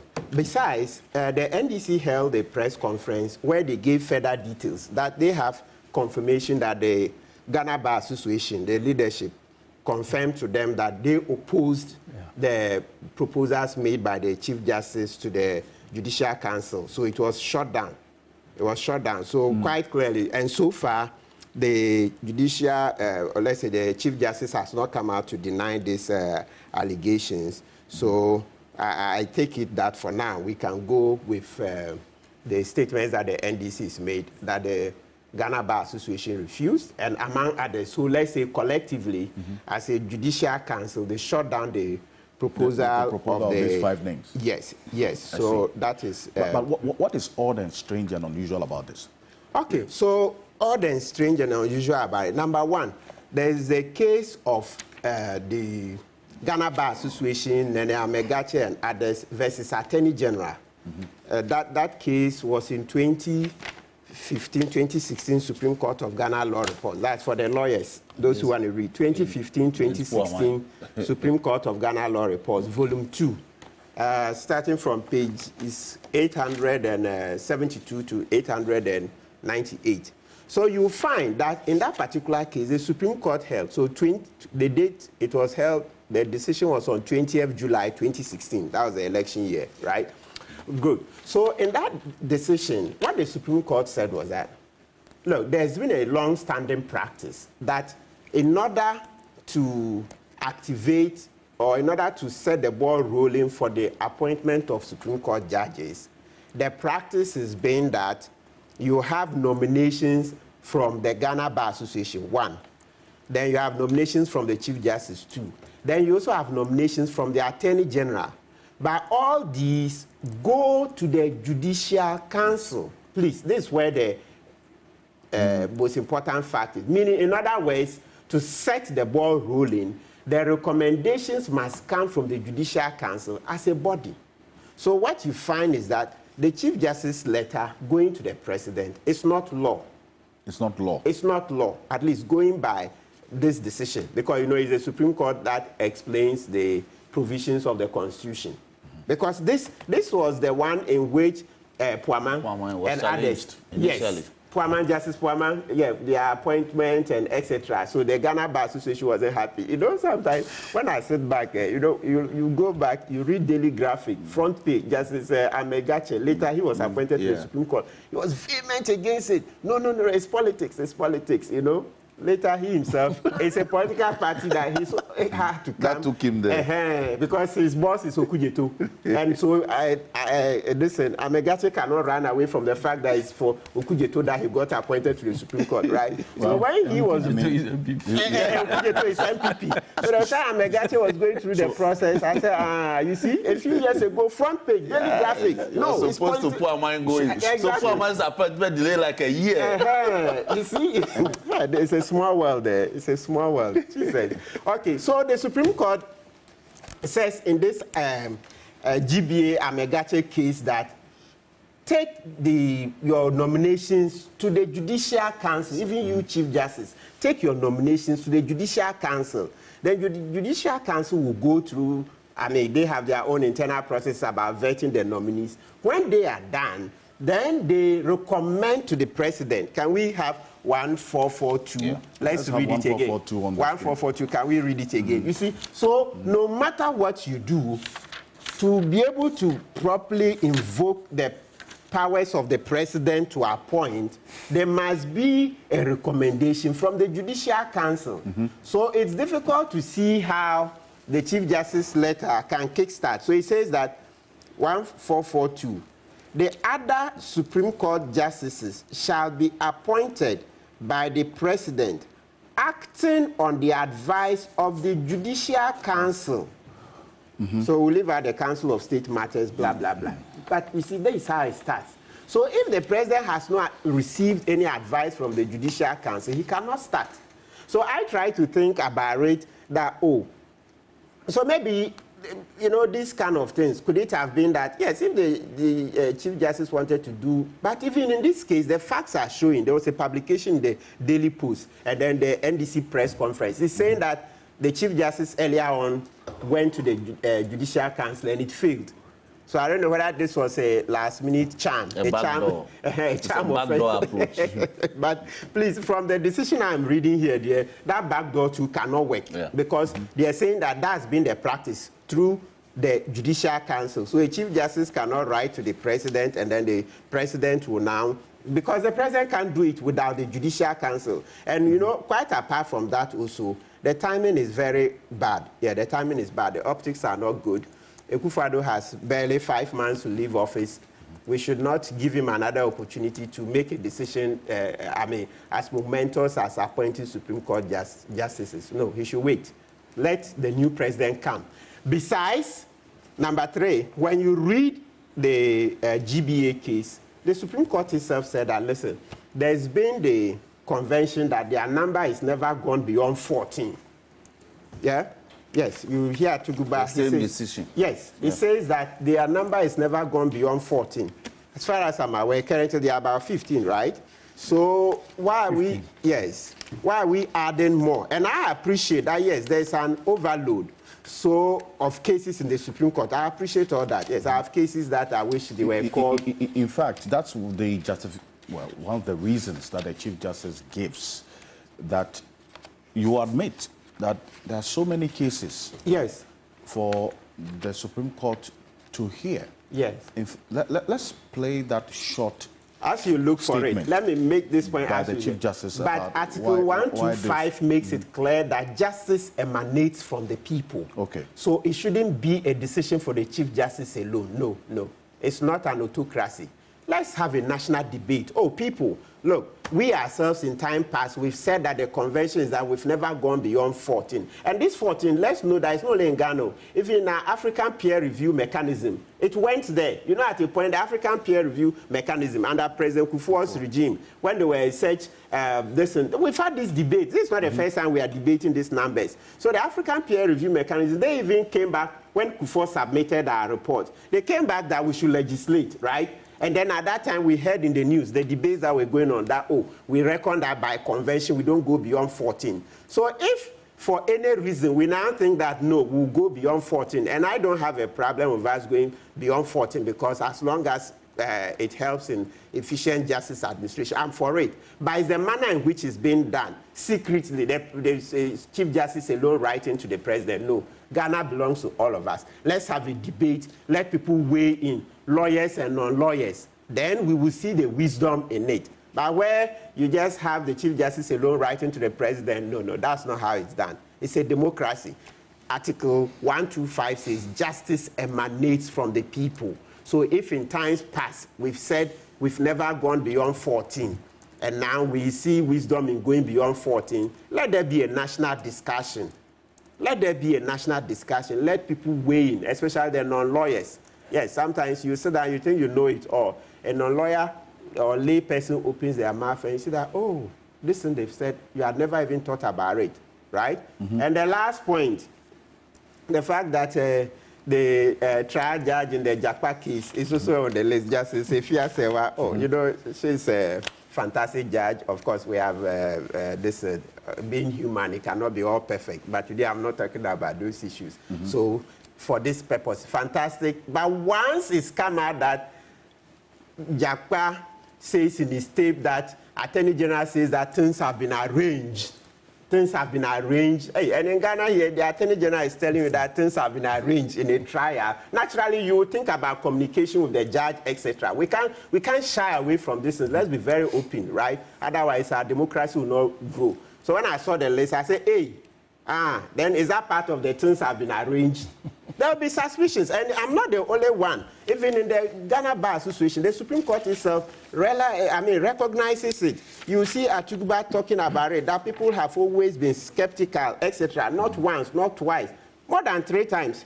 He quotes from Justice Dr. Dateba's book. Let me read a little bit about it. He says, listen, this long-standing skepticism of the independence of the judiciary, and now the Supreme Court in particular, led to the issuance of the following practice direction, blah, blah. So they've always been suspicious. So at some point in time, Justice Uredu said all of them should sit, all the Supreme Court justices should sit on constitutional cases, or minimum of 7.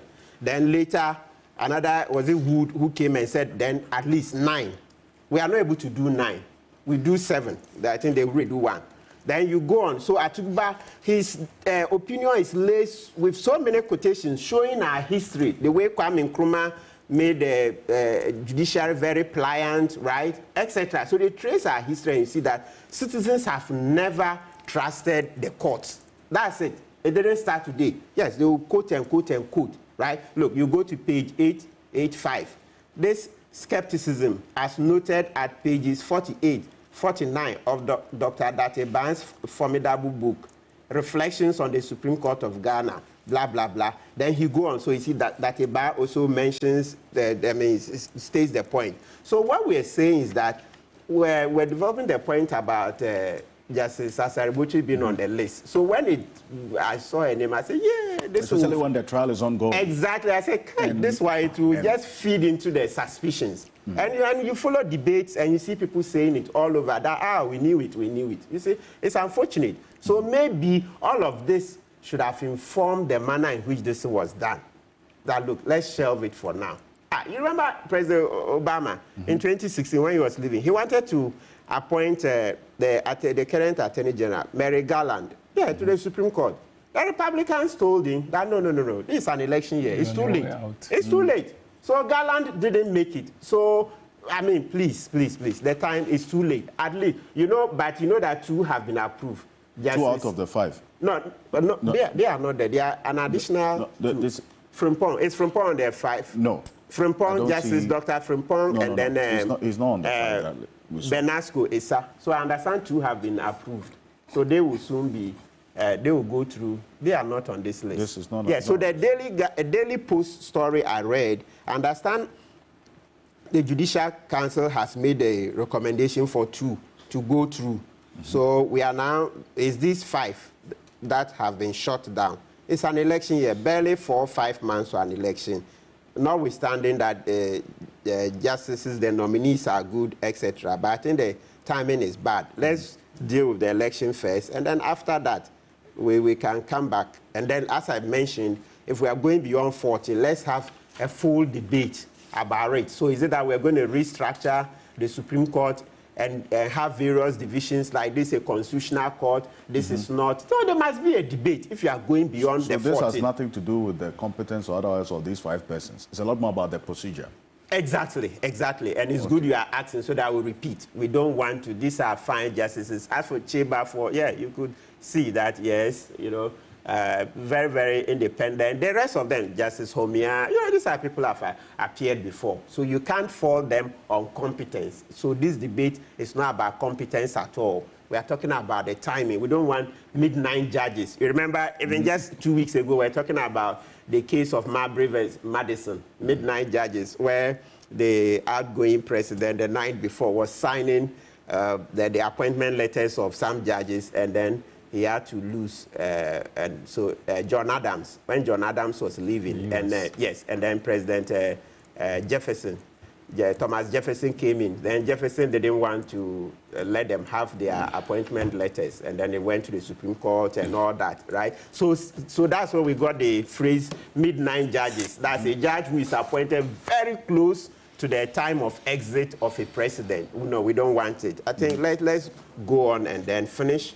And we can always come back to the appointments later on, after a national debate, after a national discussion, that now we are lifting the upper threshold from 14 to a greater number. And let me also quickly mention, we also follow social media and also even in some legal circles where there's the comparison that the US, over 200 million people, they have just 9 Supreme Court justices and the rest. Yes. It's a lot more complex. Let's just briefly mention that in the US, each state has its own Supreme Court. Yes, Supreme Court. Each state. Supreme Court. So over 50 states, right?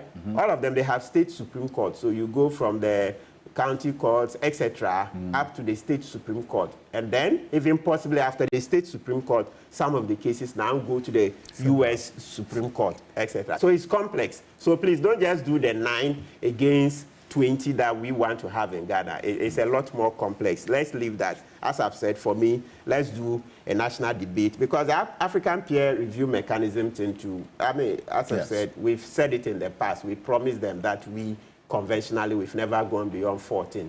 So if now we want to break that convention, breaking the 14. So if you want to break the 14, hey, the 14 is interesting. Just like in the UK, conservatives were trying to break the 14. They couldn't break it. Anyway, the 14-year rule ended in a very disastrous defeat. Landslide, eh? And anyway, but this is what the Chief Justice said. And I like the fact that, Counsel, you lay out a number of issues. Yes, competence is not an issue.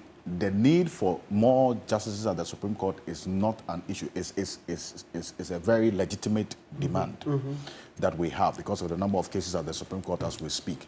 But then again, it is not because of these legitimate issues that we will do away with proper procedure and how the things need to be done in the right way, so as to even do away with the suspicions and all of this, that even now, as you've indicated, this has fed into some suspicion, if it is, that not just the NDC had, but some other persons as well, especially because of even the names in there. Justice Efias Aribotwe, fantastic judge, as you've indicated, but then again, with what is happening now, circumstances would create the legitimacy for any suspicion about why her name is there. And especially if this case turns out in a certain way, this ambulance trial. Because of everything that's happened from May 23 to date. With the revelation of Richard Jakba and so on, and this audio and how the Attorney General is involved and all of that. And to the extent that the AG is even on this Judicial Council that will have to approve these names. It's but let's take a listen to the Chief Justice. Especially, you haven't added the fact that the judge advised the Attorney General to stay away from the trial. And yet now the Attorney General is back in the saddle, continue with cross-examination. Then you are like, hey, So because it's a bit murky. So, but let's take a listen to the Chief Justice on this. There are several cases pending, right? That's why we need more Supreme Court judges. The discussion must be placed in context.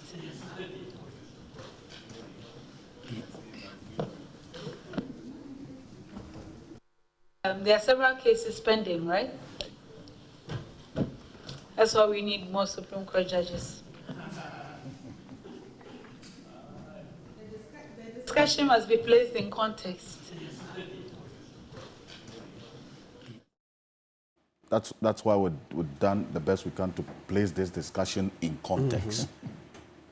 Nana? Yes. You're not a lawyer, but then again, you go to court. Yes. So I've gone to court a lot. So certainly, these are issues that matters, obviously. Yes, I've listened to the lawyers, so I think I have a fair sense of what's going on.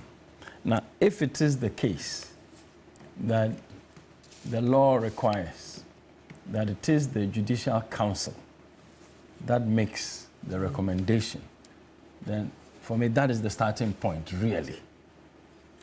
That clearly would show that our Chief Justice has actually basically sidestepped the law, if you like, has not done the right thing as far as the law is concerned. Now, sometimes I like quoting aspects of the Bible in some of these matters. The Bible will tell you that God is supreme. He's created everything. And He's created the law for the universe, His word. But He Himself is ruled by His law. God is not above His own laws. No. It's divine laws. Yes. So the Chief Justice, in terms of the authority to interpret our laws, of course, sits at the apex with her court now. But even that Supreme Court is still under the law. I mean, from a layman's point of view, I'm sure the lawyers can correct me. Yeah, that's correct. Yeah. So really, if that is the case, then it means that in terms of the Constitution and proper law, then the Chief Justice has not acted properly. You know, and I'm happy Lawyer Kwebu referred to a lot of the comments some of the justices, and especially one of the former Chief Justices, Atukuba, has made to the lack of confidence that citizens may have in such critical and sensitive institutions of state as the Supreme Court. Now, a lot of these sentiments of lack of confidence are quite properly grounded in our sense. If I say our, I mean those of us who are laymen, our sense of the integrity of these institutions and the way they present themselves. Now, if in the constitution of the Supreme Court itself there are doubts, there are issues of credibility, there are issues of non-legality and unconstitutionality, then we are heading into serious problems. I believe that even outside of the law and the Constitution, it is also coming out clear that just the ethical factors around the whole thing doesn't make it look good. If you have what people see as a very highly political case, in the example of Honorable Atuforsen and the ambulance matter being on the front burner of public discussion, and the judge at the center of it, who, as far as the NDC and some political opponents see as being used, the court is being used to persecute a political opponent. And now this judge happens to be one of the nominees. That one alone is enough to spoil the whole discussion and to send a signal that, no, this could be up to some political gimmicks, which may not necessarily be the case. It may not be the case. But now that there's a whole lot of confusion and lack of trust and lack of confidence as far as the politics of that case is concerned, if you name this particular judge as part of it, it makes it even more problematic. So I would say that aside of the law, I think we should try and avoid the appearance of undue political influence. And I'm choosing my words very carefully. The appearance of. Because you see, as for us laymen, it might not be that there is political influence. But as soon as there is something that gives us that impression, appears to you. It appeared to me that there is political influence, undue. I am not saying that you can totally avoid political influence. In any case, if constitutionally the president has the authority to appoint, already it's a political process. It is something, even though it's constitutional, the president is vested with the political power of the state, the whole state. So there is politics out there.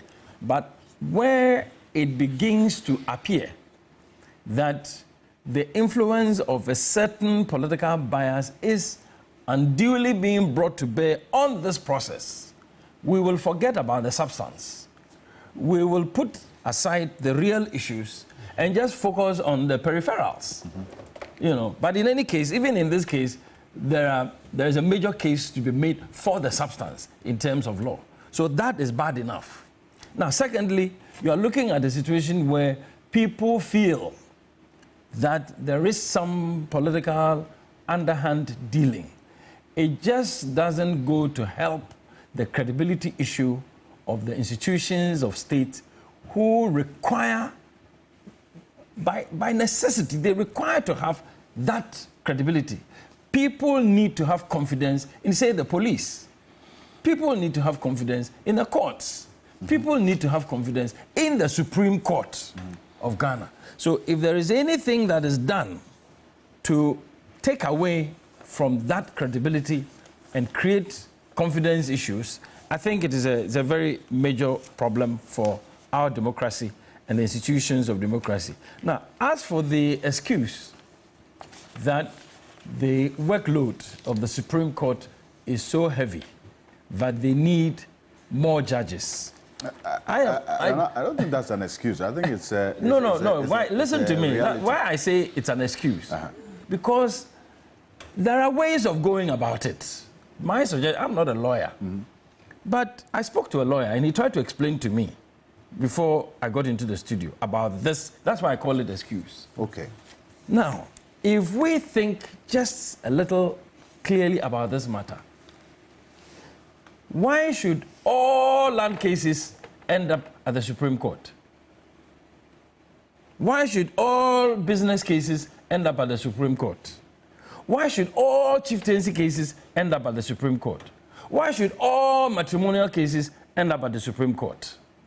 So simply put, I am saying, this is my layman. When I had the chat with the lawyer, I told him, I said, look, so why don't you create specialized courts who have finite authority over certain particular sectors of the law, so that, say, constitutional matters and others of a certain nature and magnitude will then be ceded to the Supreme Court. Okay. Now, every single land case has the potential to travel to the Supreme Court. Every marital case has the potential to travel to the Supreme Court. Every chieftaincy case has the potential to travel to the Supreme Court. But you want to let this court possess that weight, that authority, where it deals with cases that no other persons or no other courts would appear not to have the capacity to deal with. You know, I don't know how the technical people will look at this, but I think it is quite practical. When I tried to find out a little bit about the U.S. Supreme Court, it doesn't appear to me that almost every case will end up at the U.S. Supreme Court. Yeah. They have a sieving process. A process. Yeah. So I am saying that sieving, yes, they sieve it yes, to determine whether or not it should go there. Yeah. So it's in there, it's received there, but there are a number of clerks. There are specialist lawyers. So let us find a way. Let us find a way of making sure that, look, if a land case of a certain nature can be handled and concluded, and it doesn't even go beyond the appeals court, why don't we find a way of doing some of those things? Okay. This might be technical issues. This might be very highly constitutional issues. You might need some constitutional reforms to be able to restructure the whole thing. But clearly to say that because we have just too many cases, and every case is ending up at the Supreme Court, and so therefore we need to pack the Supreme Court, if you like, I don't think it's productive in that sense. It doesn't make our judicial system, as far as a layman like myself is concerned, it doesn't make our judicial system so efficient and so effective. I think we should take some critical look at the way our whole judicial structure works. Nana, I do appreciate you on this. Thank you. And lawyer, I mean, as a lawyer and then also an officer of the court, seeing the situation that the courts are having to deal with and what the Chief Justice did, the NDC's position is that this could have been occasioned because of certain sinister motives or some suspicion that you had. Now, you juxtapose that with what you see when you go to the courts. What should be done? And why is this, the Chief Justice's letter, really a major concern? Okay. Thank you very much. When I got freshly minted and began practice properly in 2010, completed school 2009, and now you do the pupillage. So after about minimum 6 months, you are qualified to apply for a license. So I began serious court work in 2010. Even then, you still had some semblance of merit-based promotion. I have to put it that way. Even though there were still issues, when you saw a judge being promoted, you knew that this one, you will see that purely based on merits. Because There are some persons, even then I knew of their political career, but the person got elevated onto the bench, either from practice. Even the current CJ herself, she got elevated from practice. You know, so if the authorities at the time they don't think you were of such quality to be a juristic officer, they wouldn't have, if they had to consider political issues. Look, the CJ simply breached the Constitution. She exercised a power she didn't have.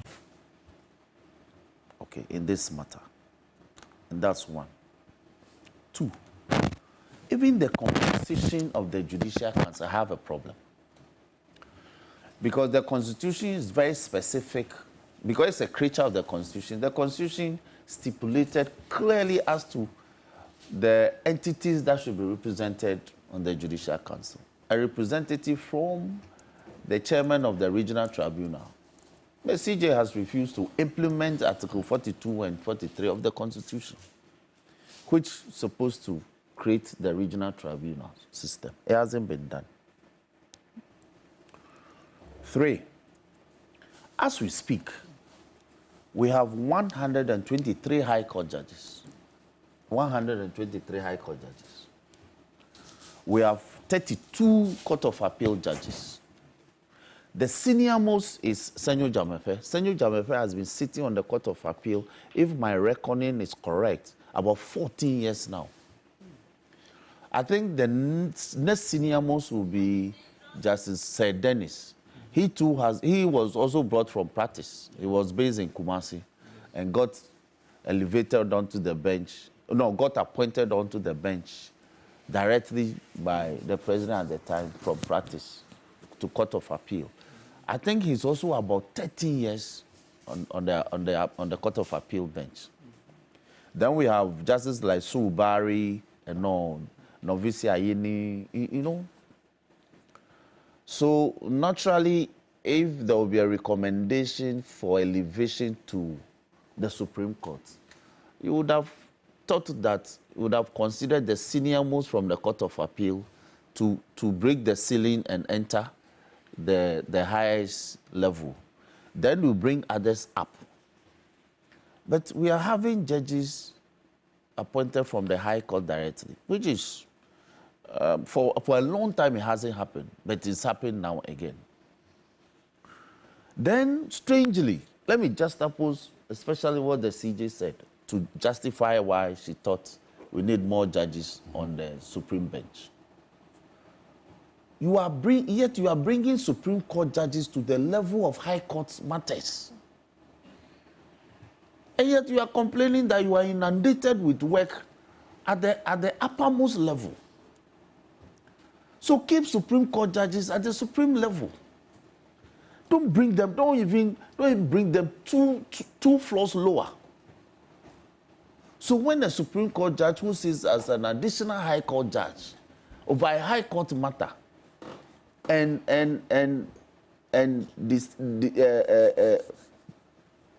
distill the law, and a party is aggrieved and it goes up, are you tackling that opinion from the Supreme Court judge who sat as an additional High Court judge as a rendition of a legal, a judicial opinion at the High Court level, or a judicial opinion from a Supreme Court mind? Is it the difficulty I have? So our own conduct is not matching with our ways. That's my problem. Right. Okay. As we speak, we have 15 Supreme Court judges. 15. 11115. 1111. 15. From the communique that you read, it means 2 have been confirmed and submitted, recommended by the Judicial Council to the President to be appointed. And they will be, of course, referred to Parliament for our approval.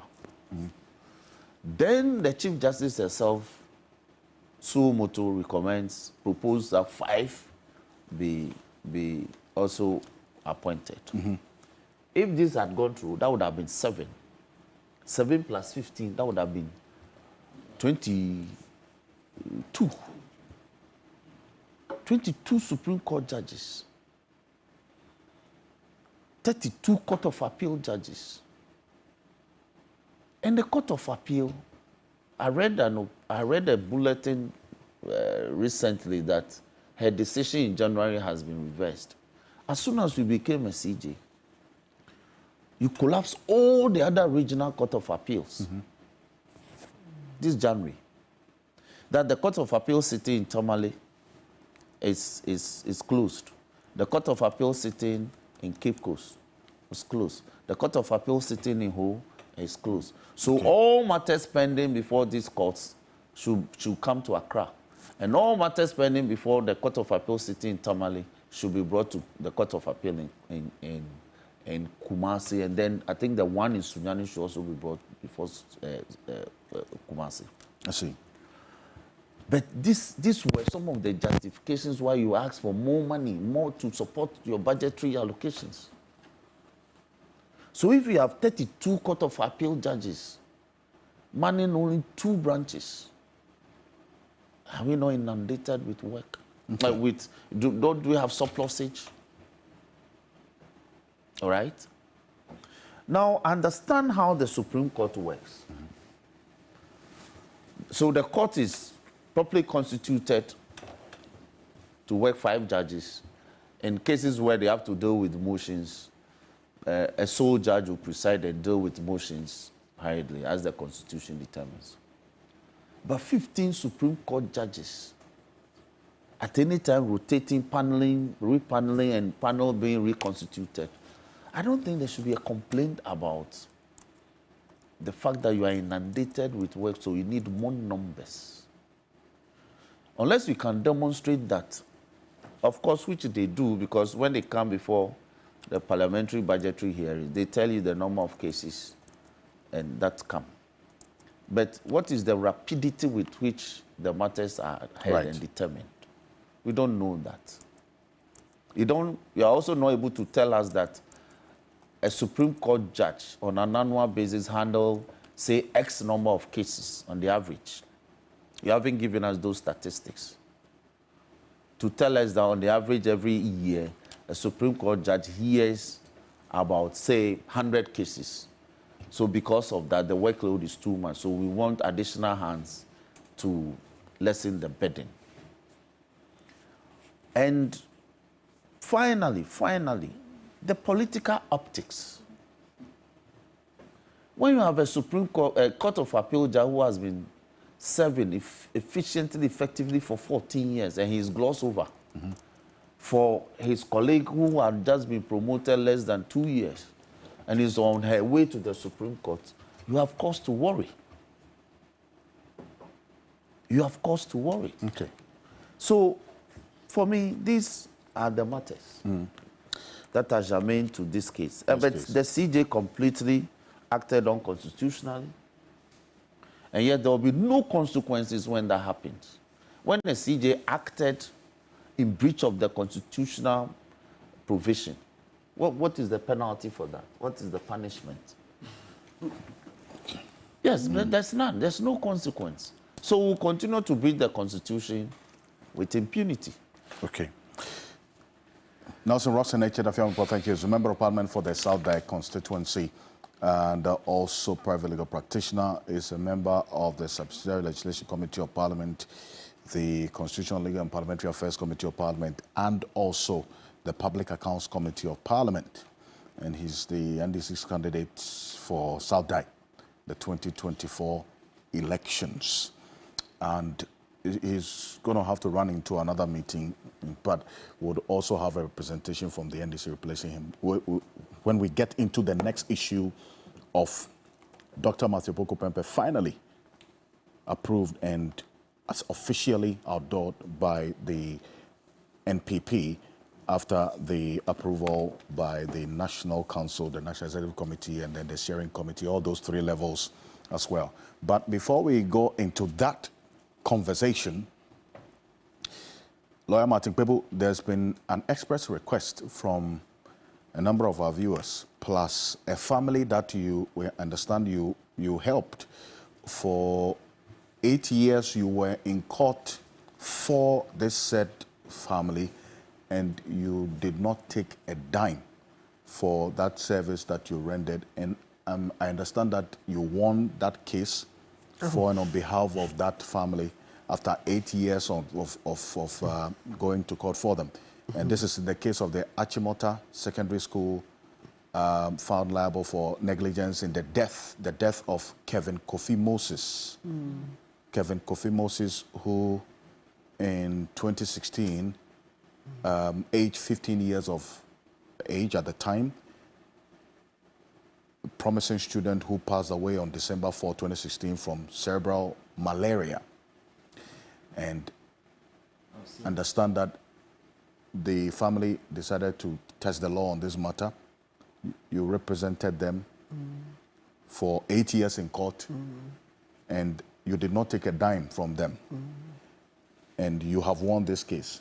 So congratulations is in order for you. And I know you did not expect this. In fact, we wanted this to. That's why, because we wanted this to be a surprise. We don't mention our cases here. Indeed. But I must say a word. Is my junior in the firm who helped me, Marcelinus Beer. So I should be thanking myself a lot. You know, as lawyers, yes, as time goes on, you can't do every case. Yeah, if you don't. That's how they also cut their teeth. Exactly. So Marcel is held Beer. He's held this brief from beginning to end. Okay, at a certain point when he joined me 5 years ago. So 3 years down after the case started, Marcel took over, and then he's held me to the end. And you did not take a dime from them? No. I said, look, let's go on and finish. But we don't always take money. Honorable, that's how come there's another surprise. Brighter Pierre, let's do this in the next few minutes. We'll go into the NAPO issue. Brighter Pierre is Executive Director of Child Rights International. Mr. Pierre, thank you for joining us. So just a quick word on this. It was meant to be a surprise for Lawyer Matipebo for some work done. Mr. Pierre, welcome.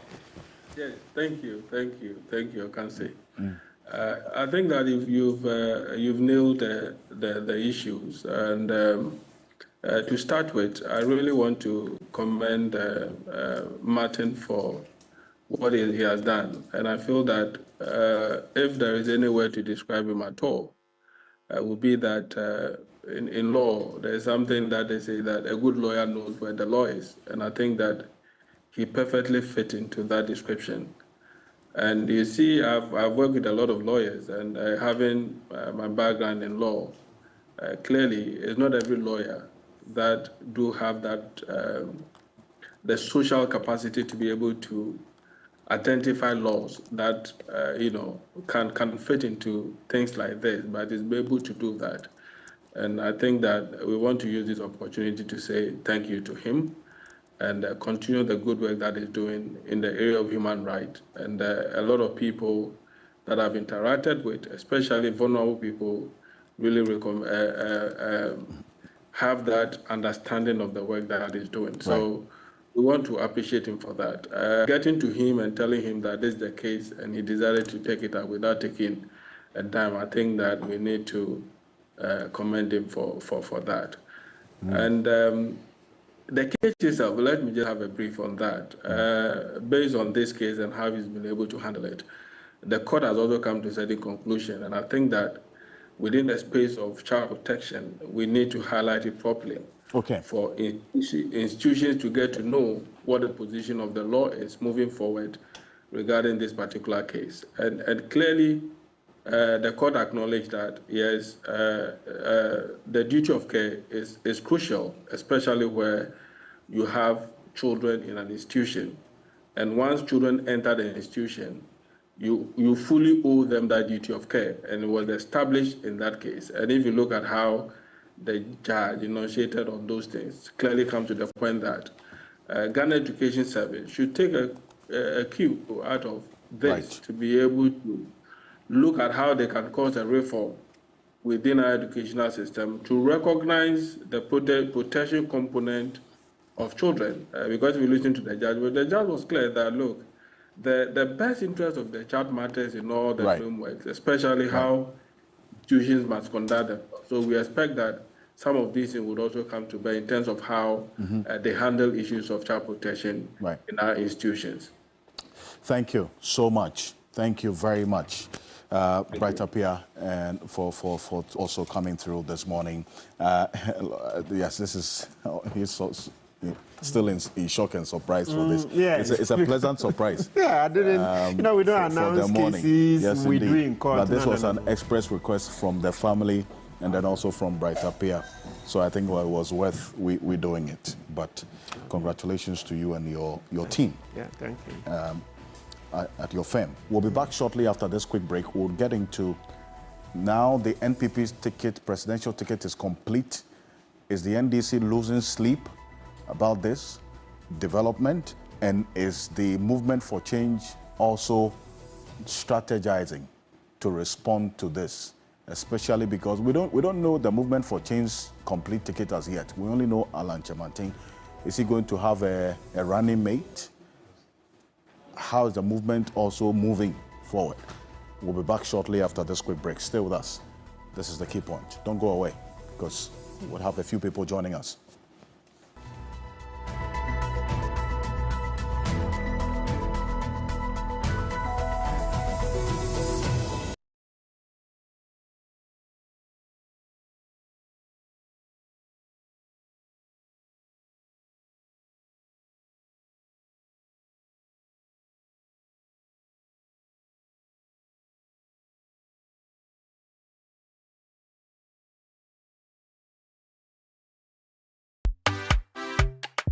Good afternoon, Auntie. Afternoon, darling.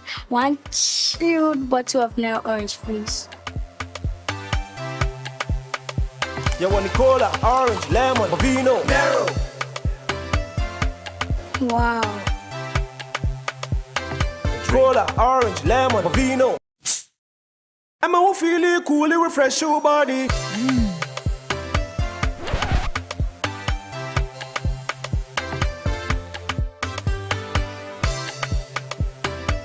Nero Cola, orange, lemon, and Bovino. New non-alcoholic flavored drinks from Nero Beverages. This advert is FDA approved.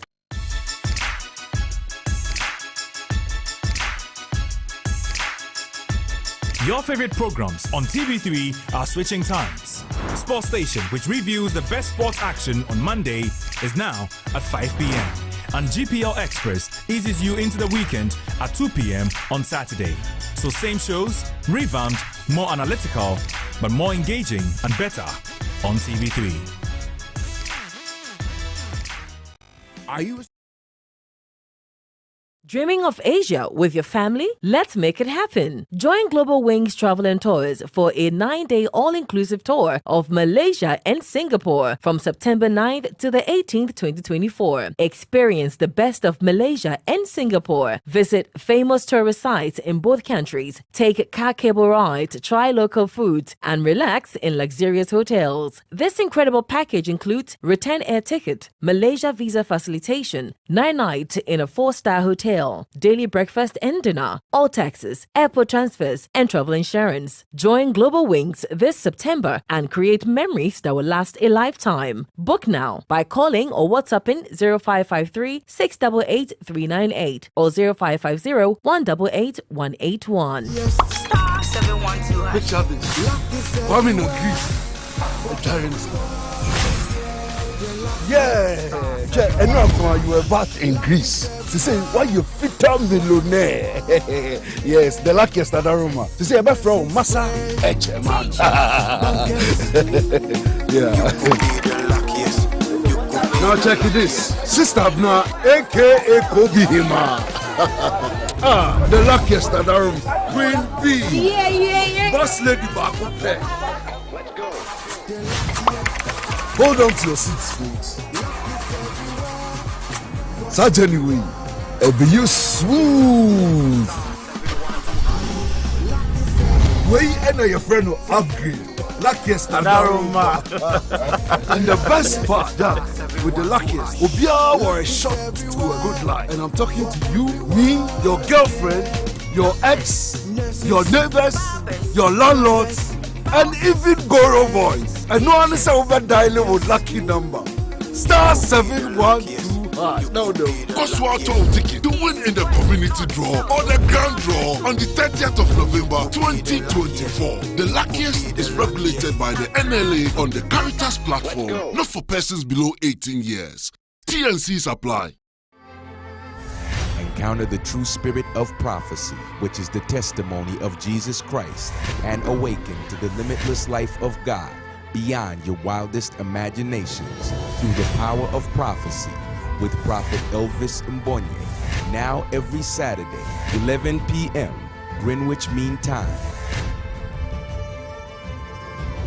Power of Prophecy shows this and every Saturday at 11 p.m. on TV3.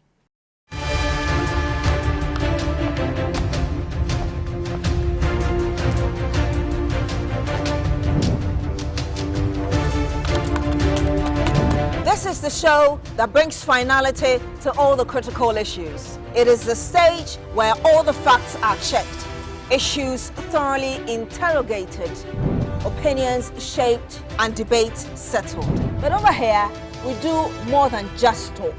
We resolve problems. We hold those in power accountable. We address all the key happenings in society, from politics to health to education to everything you deem important. And we will center the voice of the ordinary Ghanaian. This is the show that sets the agenda. Agenda coming soon on TV3. TV3, first in news. Are you ready to win solid cash every day with Cash Out? Be a proud winner of lots of cash simply by watching or listening to any of Media General stations. That's right, you are being rewarded for your loyalty. Tune in to all Media General brands. TV3, 3FM 92.7, Onia TV, Onia FM 95.1, all in Accra, Akuma FM 87.9 in Kumasi, and Connect FM 97.1 in Takoradi. To enter the Cash Out raffle on your favorite Media General station, just dial *439#. Follow the prompt and pick your favorite platform to enter. Voila! You are now eligible to become one of the 10 lucky winners of a cool cash prize. Remember, this is every day, all day on your favorite Media General station. Cash out and win big! This is in partnership with Radio Entertainment Limited. This promo is regulated by the National Lottery Authority on the Caritas Lottery platform. Terms and conditions apply.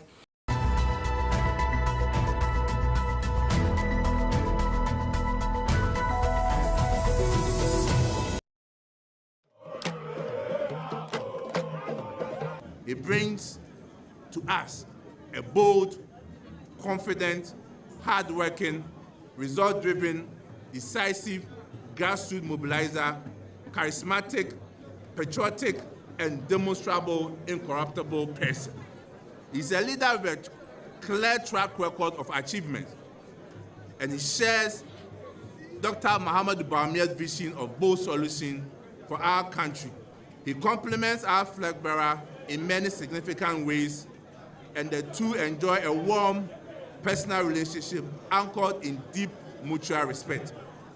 More importantly, Dr. Matthew Opoku Prempeh has a great working relationship with our presidential candidate, His Excellency Dr. Alhaji Muhammadu Bawumia. The synergy between these two great leaders on our presidential ticket, coupled with their proven track record and transformational campaign message, will help the new Patriotic Party to secure a resounding third conservative electoral victory on December 7, 2024.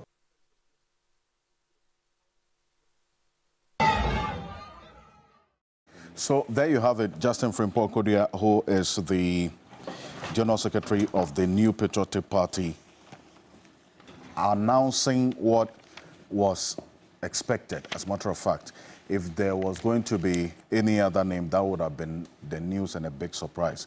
But over the last 1 month at least, there was some confirmation, or there were various levels of confirmation about Dr. Matthew Opoku Prempeh being the obvious choice for the running mate for Dr. Muhammadu Bawumia. going into election 2024, the presidential election. The National Steering Committee of the party, National Executive Committee, the National Council sat Thursday, and all those layers approved him as the right man to help the MPP break the 8, and then also ensure that they have the 3rd successive electoral victory. And that's the objective of the party. Now, the conversation is whether, first of all, this would achieve that objective, number one. 2, the NDC's direct response, because the likes of Dr. Gideon Boakon have thrown the challenge. If there's going to be any conversation about Dr. Matepoko Prempeh, it should be about the competence and the achievement between himself and Professor Nana Jane Opoku-Agyeman, because they have both served in the education ministry, at the least, as well. But Malik Basintale is Deputy National Communications Officer for the NDC. He's a member of the NDC campaign team, for John Mahama's campaign team. I thank you so much, Malik, for joining us. Good morning. Thank you. Good morning, Alfred. Also, to be here. Great. Also joining us is the lead pollster and executive director of Global Info Analytics, Musa Dankwa. Mr. Dankwa, good morning. Welcome. Good morning, Alfred. It's good to have you. And you are here for good reason, because of the poll that you put out this week. And that is also generating some conversation. I'll be joined by Professor Samuel Edujemfi, who is a associate professor of political science at the Kwame Nkrumah University of Science and Technology here at UST as well. But first off, let me start off with you. Malik, finally, the NPP's ticket for the presidential race is set. Dr. Matepoko Prempeh, as widely expected. It was as a matter of when he was going to be approved officially, and not if. This ticket, does this worry you, the NDC? Certainly gives you something to think about, does it not? Well, Alfred, good morning to you. Good morning to my seniors on the panel. And good morning to all our cherished viewers. Like you said, it was a matter of when it was going to be announced, and not if it was going to be announced. Because obviously we all knew that the choice of a running mate was centered around Napo. No matter what other members, including members of the MPP, said, and no matter the advices they gave to the party, virtually we all knew that they were not going to listen, because there was a grand agenda to select Napo, and it was already done, as even stated by campaign team members of Bawumia. They said Bawumia knew who his running mate was going to be even before he became vice president. And so there was a long-standing agenda. I listened to high-ranking people in the MPP, like Mr. Apia Kubi, rightly giving his position on the matter. But he has stated that a decision has been made. Yes, but he gave his position on the matter, and he said, look, this man cannot bridge the gap between the parliamentary caucus and the executive. This man is not virtually fit to be a running mate in this country, and then shared his very candid opinion on the matter. I have listened to neutrals speak on this particular matter, and lots of people have shared their sentiments, across board. First of all, let me say that we in the NDC, politically, and let me use that word, welcome this decision. If you are going into a race with your opponent, you obviously want them to feature very weak strikers. At least that you makes see this choice of Dr. Matepoko as a weak, easy. I would explain that. You see, so we welcome the decision. We are happy that they've made our work a step easier, not entirely easy, because of course we in the NDC do not see this election, and I've never seen any election as a walkover.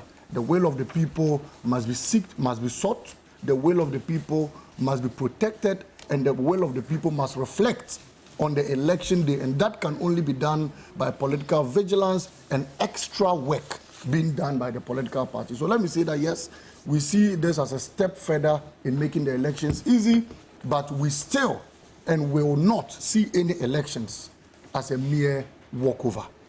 Now I listen to Dr. Gideon Boako say that we should focus on the competencies of NAPO and leave out all other matters. Alfred, if you take the Constitution, there's a basic criteria to who becomes a president in this country, among which is that the president must be of sound mind. That has got nothing to do with the competence of a president and has got nothing to do with whether the person is a professor, the person is a doctor, the person is a lawyer, or whatsoever. You basically must be of sound mind.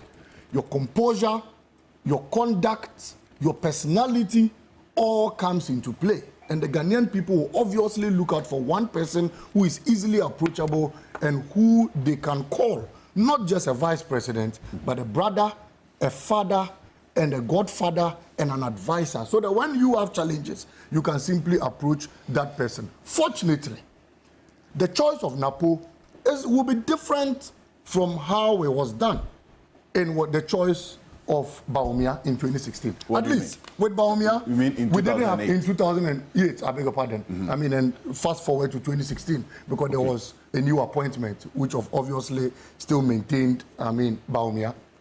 There was very little history to who Bawumia was. And all we knew was that he had worked at the Bank of Ghana. If you listen to President Akufo-Addo at the time, he kept saying that the man had worked at the Bank of Ghana. The man had the solutions to our economic woes in this country. The man was brought on board because he was an economic, in the words of Akufo-Addo, messiah, and an economic wizard, and was going to help transform the economy by being the head of the how do you call them? The head of the economic management team. Nana-Addo stipulated this. He went in everywhere saying this and then told the Ghanaian people why Dr. Bawumia was brought on board. Because there was very little history to who the person of Dr. Bawumia was. Anything he said, politically, anything he said was taken to be, something that was the truth in the eyes of well-meaning Ghanaians. I remember when he was promising 1 village, 1 dam, $1 million per constituency, would arrest that dollar in the first 100 days. I remember many people struggled to know the kind of person, the kind of character Dr. Bawumia was. And as such, the people went and gave him the nod. Today, obviously, would agree at an undeniable conclusion today on this panel that Dr. Bawumia has been a disaster, he's been a flop, and he's led the economy nowhere. How do you relate that with to what's NAPO, happening? like I said, there's history to him. At least, if not for nothing at all, he's headed 2 ministries. And in the words of Gideon Boako, we will not leave out the use of his competences in judging his person as a running mate. One, NAPO has been at the education ministry. For the first time in the history of this country, senior high school went into a 3-shift system. I remember when Professor Nana Jane, took a bold decision of eradicating schools that were even doing 2 shifts. If you remember at the time, the last school to have been eradicated under Professor Nana Jane was Tishugu Anglican. They used to go morning and afternoon. She decided that no, that was a cake to our educational corridors. So we needed to do away with that system. She fought so hard. We built E-blocks, we built more schools, we built more junior high schools, eradicated over 100 schools under trees, and the shift system was brought to an end. The NDC actually celebrated this achievement, and all other African countries took a cue from it. NAPO came on board, introduced this archaic system. I remember the first time my junior sister vacated from school and came home, Alfred. I kept asking her, when are you resuming?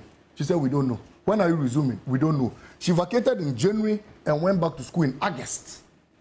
This is someone who was supposed to be in school all through these years. And in fact, they had confessed themselves, the NPP, that it was a temporary system they know, that it was a system... But then again, that's why I'll come into that. If you did know that it was a temporary situation to address like I said, a particular problem, and that infrastructure development was going to be the next phase of phasing out that three-tier system that you talk about, why then do you say that that's a failure if you agree that that was a temporary situation, a temporary intervention to address a problem? It was addressing a problem that we had solved as a result of the construction of new senior high schools. We didn't construct the schools for, people and students to go and occupy. We constructed them for students, and these schools were available. I remember the time the 3-shift system had commenced. We still had senior high schools which had not been opened. You remember the issue of the Aflawo chief when he was begging that they should open an E-block at Aflawo, which was completed. What did your president tell him? He insulted him and told him that if you want, there were concerns about some of the schools. So the point I'm making is that the issue of access, those schools were far away from the communities. Look, that is neither here nor there. But that was a concern. It cannot be it cannot be a concern. And then you were saying you're going to buy buses and to transport them and so on. Everything was done. Everything was done in these schools. And if you remember, when the chief was pleading on Nanado to open, he said the school was just at his backyard. Yet they refused to open it. So the issue of access could not have been resolved with the 3-shift system. The issue of access would have been resolved by pragmatic steps that were taken by President Mahama, which obviously they simply ought to have implemented, and that was opening these schools. The second point was, for the first time, a quota system was introduced to our teacher training institutions. I remember that TATCO in past, before Matthew Opoku Prempeh became education minister, used to take about 800 students at a go. As a result of bad policies by Matthew Opoku Prempeh, a quota system was introduced where today TATCO, BATCO, and all other teacher training systems have been slashed. They have slashed their intake down by more than 0.5%. Today you go to BATCO and they recruit just about 300 students. You go to TATCO, Tamale teacher training, they recruit just about 400. Many people have been disenfranchised, all as a result of the bad policies that were instituted by NAPO and a harsh quota system reintroduced into our educational curriculum again. Again, if you remember, at the time they were campaigning to come into office, NAPO was one of the people who kept on saying that, look, we will pay the teacher trainee allowance, we would restore the nursing trainee allowance, and then we would ensure that all these persons are paid. At least, if for nothing at all, the students themselves have been speaking. My sister went to teacher trainee college. For the entire period in the school, she never received alawa for a single day. And today you can open your phone lines to teacher trainees. Yes. My sister, yes, 3 years in Baga Baga Training College. She was what? Which training? Baga Training College in Tamale. You can cross-check. She has never received alawa for a single day. And you can open your phone lines to teacher trainees. In other words, your sister was there. Yes, they have even been asked to pay a little sum in addition to their fees, so it caters for the food they eat. Because government does no longer release funds for them to be fed in schools. You know, teacher trainees go to the dining hall. They don't. So their fees have been compounded, yet no allowing all these institutions. Again, what was your solution for that? For which one? Teacher training allowances. I mean, we brought in a big student loan trust fund. If you remember, students could get easy access to these loans. I mean, with very little interest rates. After it was restored before we left office. If you remember, Nanado, if you remember, because for obvious reasons, the reason was to expand the intake of which we did. The reason was to ensure that they get access to the student loan trust fund. And after there was a little backlash, if you remember, Nanado told us that because they agitated, we restored it. And so before 2016, we started paying again. Well, that not they for came into office reasons, and they decided, but that was the fact. But if you remember, again, when these teachers were out there crying and what have you, Mr. Matthew Opoku Prempeh, sadly and arrogantly, came out to tell them that, look, students who even enroll in diploma education do so with very bad results. And that is how come they end up in diploma institutions. I've been thinking about this statement. And all I keep asking myself is, how will Matthew Opoku Prempeh approach diploma students again? Look, I know people who are PhD students today who started with diploma certificates. It wasn't because they were dunderheads. It was simply because a lot of them could not even get money to finance their education. So they ought to undertake a diploma education, start working, get some salary, and then be able to, progress in the educational corridor. A lot of PhD holders today, they commenced. My father was a teacher till he rose to being an assistant headmaster. My father was a diploma student, not because he was a dunderhead. It was simply because at the time, he was from a village in Boko called Binduri, and all they did was farming. And you could not use farm, inputs to feed the house and pay your fees. So he ought to go to the teacher trainee with a diploma certificate, start working after being a teacher, and then progress in his educational curriculum. And he did so rightly. Look, NAPO simply, arrogantly, and ignorantly thought that anyone who had enrolled into a diploma institution did so because he had bad grades. Please, Mr. Matthew Opoku Prempeh, it is not so. Go back and check the radar and understand that people don't do so because they have bad certificates. There are so many other reasons to that. Then, I mean, Alfred, we come to his days of being an energy minister. Well, I want to fast forward. There, but you know what's interesting? You fast forward. But right. I recall that when, I think sometime in July 2020, when Professor Nana Opoku-Agyeman was first named as your running mate going into that election, the NPP also outlined a number of things. And that's why that call by Dr. Gideon Bako to have the performance of these two side by side in that same education ministry perused and analyzed is one that you, the NDC, will also have to look at going forward. That press conference was addressed by, at the time, Yabo Abiyan-Samoa. He was still, Nana, at the time, you hadn't resigned from, he was still a member of the NPP. That press conference, I recall, apart from the fact that Professor Jenan Opoku-Agyeman's candidature fulfilled the feminine expectation, as it were, advancing females or the female involvement in Ghana politics. That's the only thing the NPP acknowledged. And they outlined some of the issues that they think that were failures. You see, in the ministry when she was a minister. The fact that during her tenure as education minister, trainee teachers' allowances were scrapped, even against appeals to reconsider the decision, adding that, quote, it was one of the things she was proud to have done. 2, Yabo Abiyan talks about, at the time, Professor Jenan Opoku-Agyeman hadn't, they say, anti-feminist posturing, issues of corruption that they talk about, presided over the heightening corrupt practices at the National Service Secretariat, the Secretariat under her direct supervision of the Ministry of Education, and then also the famous that statement that was made about chalk, the chalks. You see, and by this was by then the second lady, Mrs. Emisata. And at the time, she was the Minister of Education. Alfred, you cannot gloss over all of that and say, okay, well, all is well. And that Professor Nana Jane Opoku-Agyeman did excellently well. And Napo did not do anything at all. Don't stress yourself with these long conversations. The NPP will only think that Professor Nana Jane, of course, which we will boldly accept, that she promotes the cause of, the feminine agenda in this country. We accept that, yes, she promotes that cause. But you see, they don't know how polytechnics became university. They don't know how teacher trainee colleges were upgraded to a tertiary status in this country. They don't know. They came to meet it. So they thought it was child's play. And because the MPP are simply not achievers, they don't understand how these policies have transformed the economic or educational fortunes of this country. They don't know how BC finally went private. It was as a result of the good leadership of Professor Jenan Opoku-Agyeman. In fact, the e-blogs today that they have students attended was a concept of Professor Jenan Opoku-Agyeman. And so they don't know these basic achievements, and they don't know how they came about. And because there are no achievements, they don't see any glory to that. But you see, surprisingly, they quickly go in to speak of corruption. I think they are misconstruing who procured massets at 75 cedis, okay, under the leadership of Matthew Opoku-Prempeh. And maybe they think it was under the leadership of Professor Jenan Opoku-Agyeman. It was Matthew Opoku-Prempeh's regime where massets were ballooned from 15 cedis in the market to 75 Ghana cedis. Was it just at the sole source?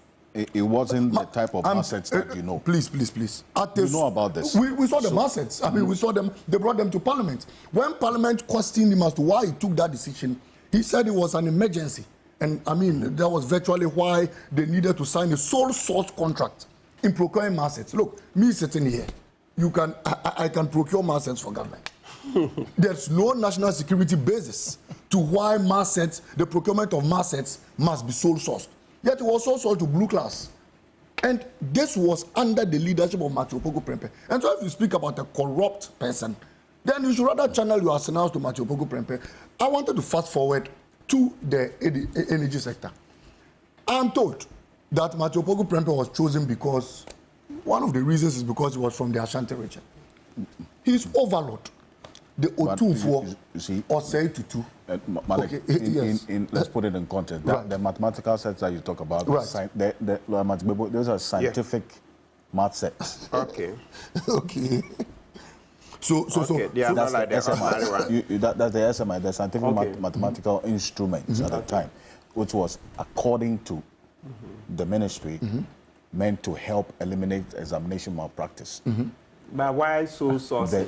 They said Gabby said so saucy is thievery. Absolutely. That's what they said. One of the issues that came up was the cost of 75. We are speaking about the sole sourcing. Alfred. Also, yes.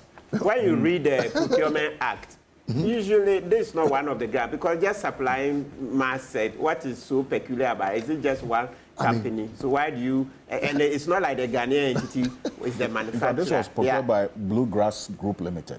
Yes. So just procuring, you are buying from outside. What makes it so sourcing? I mean, so especially as in opposition, they were crying from the rooftop. So sourcing is thievery. So sourcing is thievery, and then they come and they're doing it worse. So he can't run away from this. Even when he was questioned, and today, are you aware that the Ministry of Education remains the only contract dealing with so-called the Blue Cross we are talking about?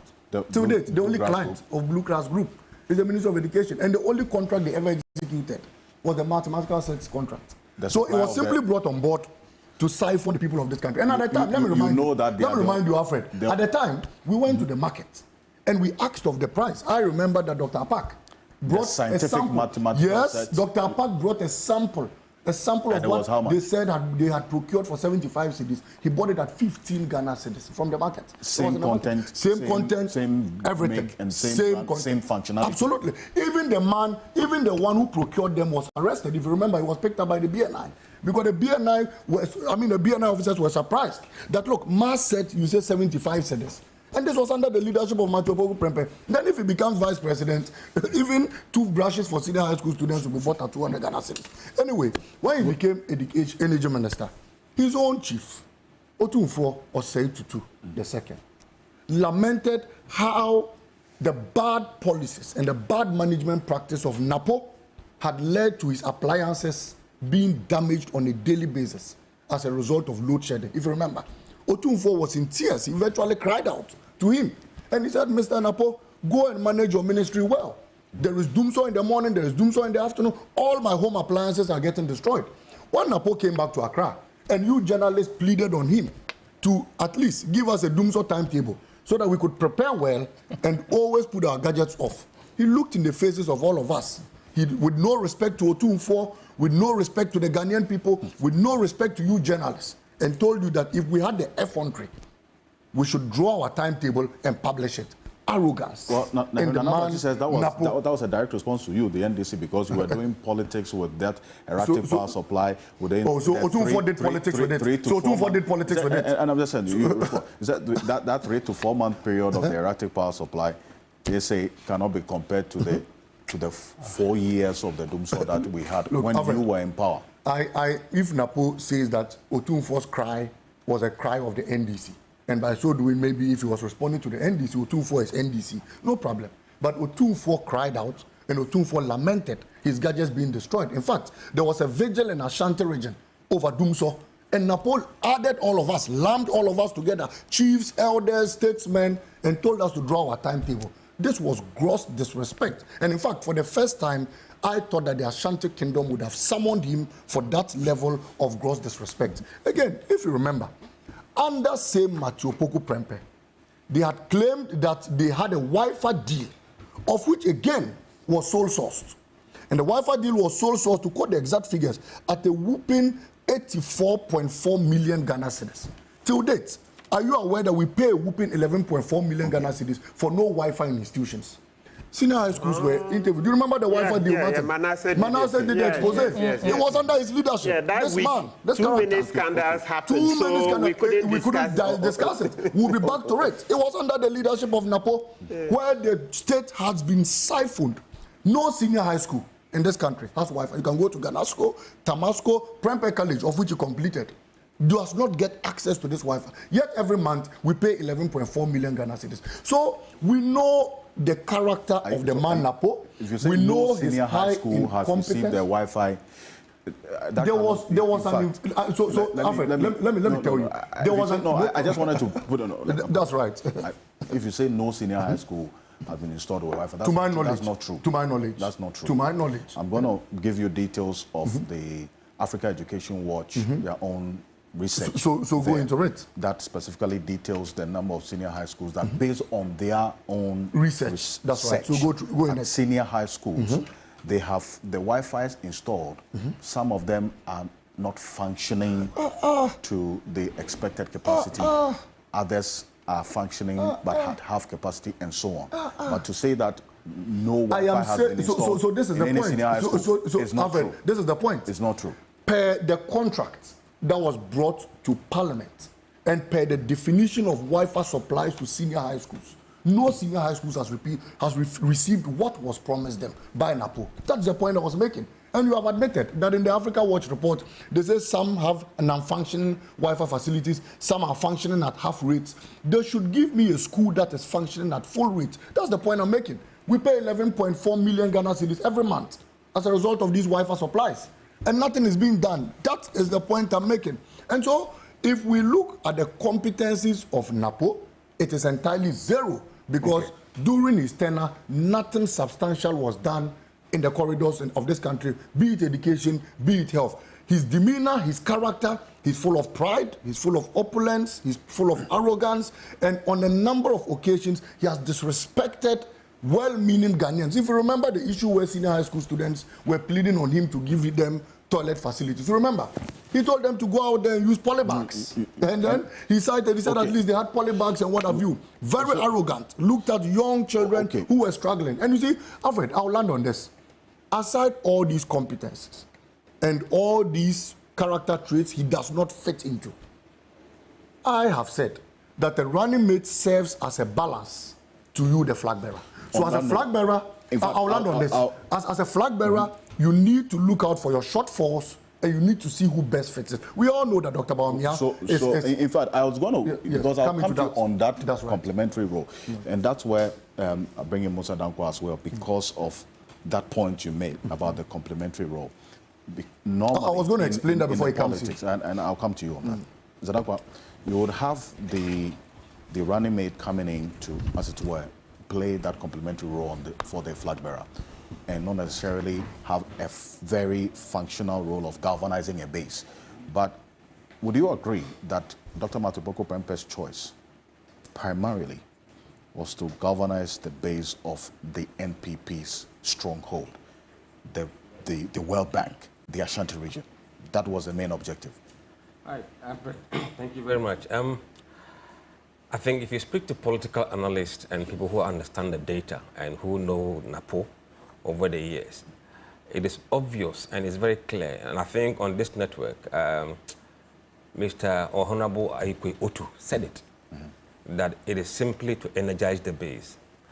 And it's a trade-off they have kind of come to agreement to, that we are bleeding in the floating voters, we are bleeding in the base. Which of these two are the most important thing for us as a party to first hold us together?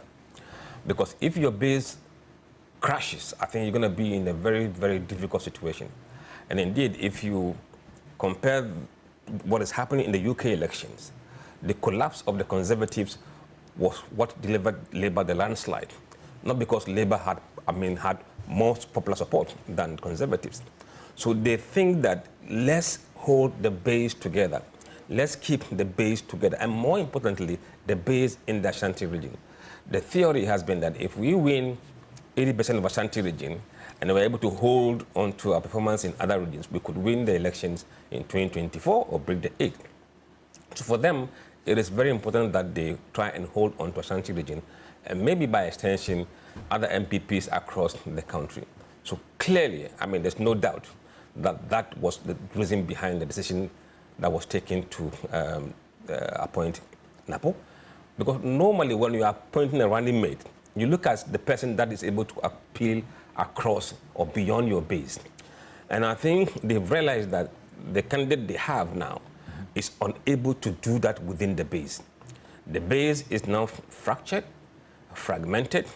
So who else can we bring on board to ensure that we can organize and mobilize the base to keep or to give us a better chance of breaking the aid. Because if you look at what we've seen in the polling numbers, there are people who could have given them a good run for their money. I mean, a good chance of becoming highly competitive than what NAPO has given them. But probably those guys were ruled out because they weren't seen to be the base people. And indeed, work that we're currently doing in Ashanti region, some part of Accra, will come out Monday.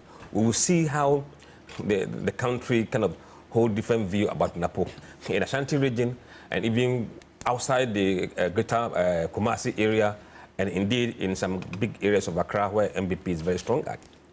But clearly, this was to energize the base, and people like Educhum, who could have given them a mileage outside the base, were probably not selected.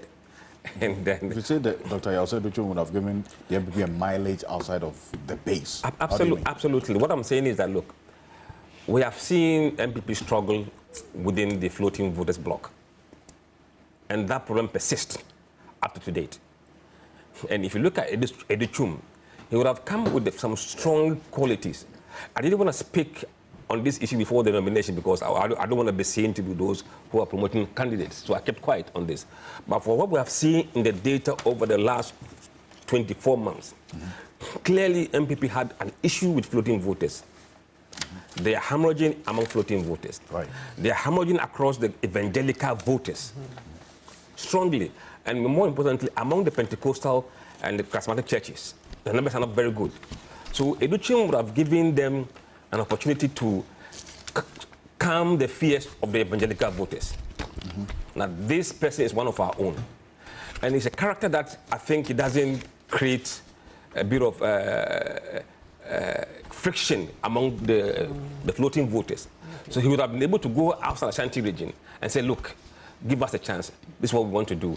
Look at me and give us the vote. He would have been able to appeal to people outside Ashanti region. And then if you have a candidate that is strong in the base, then you wouldn't have to worry about appeasing your base using the running mate. What we have seen is that Bawumia is not strong in the base, so they can't use him to galvanize the base. Then who else can we bring? Obviously, mathematically, the answer is NAPO from that score. And that's the only reason why I think the reason why they went for NAPO and ignored others that could have appealed to people outside the region. I see, but then again, are you saying that Dr. Matibeko Pepe doesn't have the capacity to go beyond just the base to be able to attract the floating voters? I don't want to leak figures right now, but on Monday, I think from Monday, we'll see the figures. We'll see how the Ashanti region sees NAPO in terms of favorability. We'll see how the people in Greater Accra see NAPO as part within the regime of favorability. We can see even within the MPP how it's perceived, within NDC how it's perceived, and within the floating voters how it's perceived. That will give you an indication of what might happen down the line. Unless they are able to repackage him, sell him in a way that people will forget about, the options that could have been given to them, and then maybe turn the race into a different kind of race. But for now, my initial view is that it is just for the base, and I think I'm not the only one saying this. And talk about repackaging. As in what? Because I know that this tag of arrogance, whether true or otherwise, he's not the only one who has had to deal with this. In fact, the president, if you recall, from 2008, had to deal with this tag of arrogance for 3 electoral cycles. Before, I mean, at some point, he said, because he had gotten to a point where that tag of arrogance had stuck so much, he had to now come to the point of continuously begging so that will be addressed. What kind of repackaging are you talking about? Look, people like Professor Mensah at the University of Ghana are expert in packaging in communication. But I think what NAPO has to do, which the time is not on his side, it took how many elections for people to accept that, it's not that kind of branding or description they give him. As to whether NAPO can do that between now and December is a very question mark. But if you look at the recent history and his reaction to the Doomsday issue, that has not cast him well in the eyes of voters. That is something he has to really, really fight.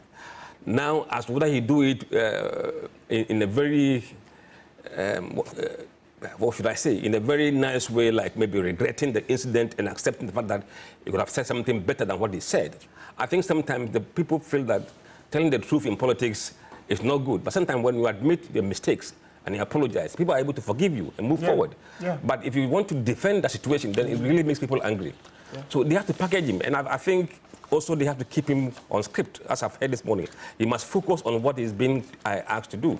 My issue is, would they be able to take him outside the Ashanti region?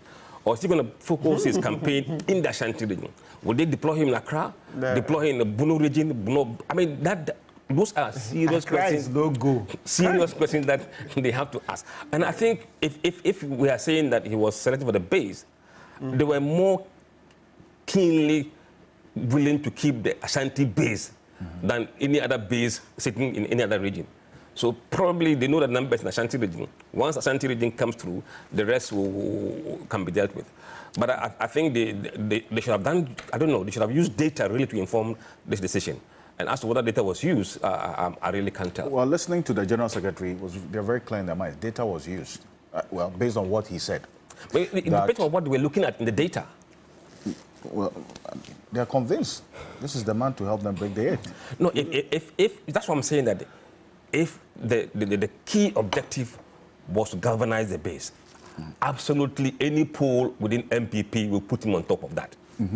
Including the supposed National Intelligence Bureau? No doubt. But this election is not about MPP's base. It's a general election where every Tom, Dick, and Harry will be given a chance to vote. So you must look beyond your party base. But as I said, they are in a very unique situation. The flag bearer, for the first time in the history of our politics, is not able to galvanize his own base. And that is the difference we are seeing now. This is not a normal election that we have. Wow. Well, Nana, unlike what happened in 2008, where the approval of the choice of running mate by Nana Akufo-Addo, candidate to Akufo-Addo at the time, Dr. Mahmoud Bawumia, was not a straightforward one. In fact, as you've indicated some time ago, that he was not really the choice or the preferred choice at the time, or the most preferred or popularized choice at the time. But Nana Akufo-Addo was very clear in his mind that this is the man that he needs. In fact, the approval process kept we journalists waiting for so long. At the time, I was just a young journalist. It kept us at that hotel to midnight. Before that announcement was made. This one took less than 3 hours, I think. Now, what does that tell you? I mean, clearly this one was preset. Preset? Yes, it was basically preset. I mean, from all the information that we had before the process came to an end, and most peculiarly, the weighing in of the NIB, the National Investigations Bureau, in coming out with some supposed report, investigation, I don't know whether it was a poll or whatever, that Napo was the most popular, most preferred running mate. You know, so clearly this was an establishment agenda, and the establishment was ready to push it down at all costs. So for me, it's not strange that it turned out this way. But the point is that a lot of the issues that are coming up now about Napo's running mate position shows clearly that the NPP has gone from one mistake of choosing Bawumia as candidate to the next of choosing Dr. Matthew Opoku-Prempeh as running mate. Why do you describe Dr. Mahmoud Bawumia's choice as a mistake? Bawumia is a very big mistake. Now, how? Why? You see, my friend from NDC is sitting here, and the NDC generally. I had said this when we were in the party primary before, that the way the establishment was basically shepherding and predetermining the selection of Dr. Bawumia as the candidate, if that did happen, about 70% of the campaign work of NDC would have been done. Why? I'm a media person. All NDC needed to do was to pick some of the key statements that Dr. Bawumia had been making since 2008, 2012, 2016, before MPP came into office, and then juxtapose it to the current situation, particularly on the economy. And half of NDC's campaign would have been done. And this is exactly what the NDC is doing right now, to the extent that Dr. Bawumia himself has confessed on his Facebook wall that he gets distressed when videos and audios and recordings of his own statements are played back to him. Well, that was Nana Komia, actually. Yeah. Yes. So you see, I thought that the MPP would have looked at the strategic issues involved in particularly how your opponent will position themselves against your candidate, presidential. It doesn't seem like they did. So they selected Bawumia. And every turn of the way, there is one tape or the other that is thrown into Bawumia's face. And it is very difficult for you to run away from it because this is audio, video, recording live. Now, when you have come through that kind of situation, so you get selected as the candidate, presidential. So now the party looks for a running mate. And my sense would have been that the running mate would provide some mitigating effect on the negatives of the presidential candidate. And you go and select a person who is not just tagged. Napo has not been tagged as arrogant. He is arrogant. How do you see now, when you take his responses to public concerns, I mean, is that a tag? When somebody speaks to you a certain way without respect, and then people say that if you speak this way, you are arrogant. Is that a tag? It only shows you what is inside the person. That is his character. It is not a tag. Please, let us be realistic about this. Now, even when somebody talks about, I think our friend here talked about the need for repackaging. Why would you need to repackage if there was nothing wrong? There's no damage. If there is no damage. Now, wait. But where we are today, I will insist. Some repackaging. No, I will insist. Look, I will insist. Let Ghanaians go to the polls, voting for people whose character they already know, not people who are going to be repackaged. But would you... Let Ghanaians go and vote based on what they know about people, whether they are packaged or repackaged or whatever. What is the person made of? What comes out of them naturally when they are squeezed? What comes out of them? Now, clearly, our country is very fractured and divided along partisan political lines. Within Napo's own party, within the NPP, in the last election, the NPP had an issue with an independent in Fomena. The words that came out of Napo's mouth, I was shocked to see the NPP running to beg Honorable Esiama that he should come on their side so that they can become the majority. I mean, these are people who don't see the value of another person beyond themselves. And you say things like, look, Esiama wants to go unopposed and so on and so forth. If other people had gone opposed, what do you think he would have gotten the chance? Well, if he gets, wait a second, please. If he gets into parliament, touch wood, he may not be, but if he does, he shouldn't even come near. John Boadu said the same thing. The president said the same thing. So it becomes a matter of convenience when they think that now they need you. And Napo has exuded that kind of character too. I had this conversation going on in Parliament about issues concerning Keta Sea defense having been put in requests that it should be added to budgetary proposals. And I cringed to hear Napo's reaction. That a request for the development of an opposition stronghold should be added to the budget. We should go and put a Keta Sea defense in the opposition stronghold. That was what really disturbed me.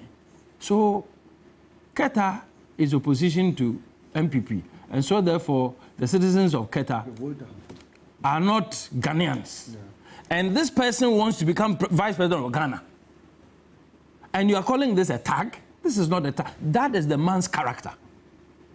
I don't think that Ghanaians need a vice president like Dr. Opoku Prempeh. Well, there are those who say his assertiveness is Listen, let me make my point. I am telling you what Ghanaians are also... I am telling you what Ghanaians are saying about this gentleman.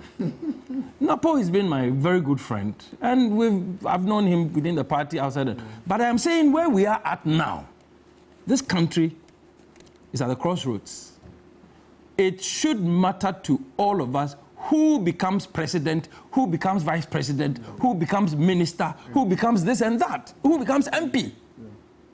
Now, these are people who would want to win an election, and that's about the end of it. Their character will show you. Napo is the least qualified, as far as I am concerned, to stand in for the president of Ghana a day that the president is not at work. I see, but you say you know him. Yes. Personally. Yes. And that's your verdict. Yes. That even beyond it is not. I'm telling you what I'm also picking. Since his you see, there are some who are close to him who say his public utterances are not a judgment of who he is. So if you say you know, does that make sense to you? If you say you know him personally, does that make sense to you? If you say you know him personally, yes. Do you know him? I'm just telling you that this is not a personal judgment in terms of love or hate. I'm telling you that we are at a point where Ghana needs leaders who are compassionate. Ghana needs leaders who are respectful, especially where the Akufo-Addo government has been accused of the arrogance of power, and there is a lot of evidence of it all over the place. I don't think we need another round of such arrogant leaders in this country. No, not of the kind... Look, I don't think anybody would take what I'm saying as an attack on Napo's person. That is what it is. Simple.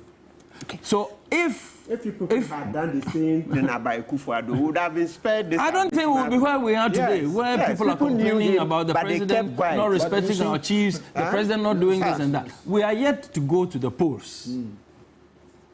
And the Constitution of Ghana says that whoever is the running mate of the person who gets elected is deemed to have been elected. So if, as far as I'm concerned, touch wood, Bawumia gets elected, it means that Napo becomes the vice president. And I don't think that Ghana needs a president who cannot be trusted, a president who is running away from his own words, a president who is not ready to stand up to the thing that he said just a short while ago, and a vice president who doesn't respect anybody apart from himself. I don't think we need that. And this one is not a problem for the movement for change at all. It's not a problem for Alan. Now, you're talking about the MPP base in Ashanti. And you know that quite well. Yes. Having served as General Secretary. Yes. You have Alan Chematin. Galvanize that base. Have Alan Chematin as a presidential candidate. And you have Napo as a vice presidential candidate. If I should talk the ethnic politics, and I don't think we should shy away from it, it's not all that is negative. If Ashantis want a position in the presidency, they are better off with Alan Chematin than a vice president. Number one and number two, which one would you want to go for? But seriously speaking. But that is just you know, on the side, not to, but to come on to the more serious note. Imagine the personality of Alan Chematin in Ashanti. His demeanor, his character, his relationship with people, both high and low. And then look at Napo's attitude to people and tell me that when Alan appears in Asafo Market or KJTR Market or Race Course, wherever it is, with the ordinary people, and then Napo appears, this one, I will put a challenge to the MPP. We should put Napo and Alan Chamati in Kumasi and let them go through the market. I will put that challenge to MPP. They are an institution. Alan is an independent. And when it boils down to the individual's character, I can tell you, the people of Ghana also are concerned about character. They're also concerned about your person, how you connect to people. It is important, and it should be important to selection of leaders going forward. So I don't think that the Bawumia Napo ticket sends any chills down my spine or Alhaji Martin's spine or the MPP spine, no. But if you talk about leaders who say things and run away, or run away from their words or their performance, either competently or incompetently, there are some who have also pointed to your candidate, who has served in this administration, for that matter, as Trades and Industry Minister. Yes. And some of the deficiencies while he was minister. Yes. The 1D1F comes to mind as well, Yes. where I've sat with him and he says, you know what, I had my plan and I wanted to execute this in a certain way, but I am not the man in charge. How different is that from Dr. Mahmoud Bawumia saying, well, there are certain things that I had a different mind about, but it is the president who has executive authority, and so I couldn't have done anything about it. As against the same way Alan Chamati is also saying, well, with 1D1F, I had a plan, but I was not the one in charge, and so don't blame me for the failures of this policy whilst he was Trades Minister. That's the same tangent of he running away and from responsibility, is it not? I'm afraid it is not. What's the difference? Sure you will take your time to listen to me. I've answered this question time and again. First thing, I'm sure that anybody or everybody who's listening to me will know the difference between the power and authority of a vice president and the power and authority of a minister in any government. Now, when you are vice president, you are basically shadow president. That's what it is. To the extent that if at any time the president is not at post, a minister does not go to act in the position of the president. Never. That is one. Two, if you talk about one district, one factory, I am surprised that the same policy arrangement that Alan put in place, which today the MPP is using to campaign, some people will sit somewhere and say that it failed. How did it fail? How many factories are on stream? There are 170 industries on stream. Have you gone to see them and function? You are doubting what I'm saying? Respectfully. Then let me refer you to the recent statement by the current Minister of Trade, So K.T. Hammond. Wait. Can I respond to your question? Honorable K.T. Hammond, the current Minister of Trade and Industry, says that one district, one factory has created 170,000 jobs. And that has been challenged. By who? By the Trades Committee in Parliament. Did they go and That's check? Number one. Listen. Can I answer? I'm not under interrogation. Not at all. I'm just responding to your question. So let me answer. I am not even talking about Anchemati. I'm talking about the current minister. He is saying, and he's telling and reporting, that about over 200 or so factories, at least 120, 150 of them are actively operating now across the country, creating about 170,000 direct and indirect jobs. Now, if the current government and the sitting party, the party in government, is campaigning with this, and it is not even Alan Chamati who is talking about it, and somebody doubts it, they should go to the Ministry of Trade and go and check on that. Okay. Now, two, when the president is not in his seat, the next person who takes over is the vice president, I said. Now, when the president was bringing Dr. Bawumia, he told the whole country, and I'm going back to the fact of Dr. Bawumia running away from his own statements. He told the whole country that, look, when traders trade, their capital is disappearing because the cedi is not stable. Their profits don't mean anything. And that is why I am bringing Dr. Bawumia to come and fix this economy. And traders, you will be happy because I'm going to hand over the economy to Dr. Bawumia when I take office. And then Akufo-Addo takes office 2017. To date, 8 years, with the economy firmly placed, according to the words of the president, in the hands of the vice president, who also happens to be chairman of the Economic Management Committee. Today, when you talk about the economy, when you talk about exchange rate, when you talk about inflation, when you talk about prices of goods and services, Dr. Bawumia is just merely talking to you about digitization, which is one drop, one aspect of the entire economy. And the fundamentals which he himself lectured all of us on so copiously, the fundamentals. Dr. Bawumia, who is ready now, who says they should give him the steering wheel, and that he now wants to jump into the seat. Now, he doesn't even want to talk about the economy anymore. He doesn't want to talk about fundamentals anymore. That's what I'm saying. He's running away from his own statements. Okay. How can we trust a president who right now is still in charge of the economy, who is refusing to address directly economic issues? How can we trust that person to say, now, let me take charge, and then I will now give you what I have up my sleeves? I think it is a trick for which a lot of voters have fallen in the past. Fortunately, we still have some time to decide and to think before we vote on December 7. Right. These gimmicks should not work with any Ghanaian, and it won't work. Somebody put a question as to whether you would prefer an arrogant leader who gets the job done or a humble leader who is incompetent. But which job did he get done? So those are two different. Let me which also job did he? welcome Professor. If the arrogant leader could get the job done, obviously everybody wants the job done. Professor, but still, we don't want an arrogant leader anyway. Professor Samuel Edujemfi is joining us. He's a senior lecturer, political science. That's the Faculty of Political Studies at the University of Kwame Nkrumah University of Science and Technology, KNUST. Professor Samuel Edujemfi, good morning. Thank you so much for joining us here on Key Point. Thanks for having me. Perfect. Let's now hear Richard Ahiagba, who is Director of Communications of the NPP. We spoke to him on Thursday after the official announcement of Dr. Matthew Opoku Prempeh. What went into this choice and why the confidence that he is the man to help the NPP's flag bearer break the 8? Take a listen.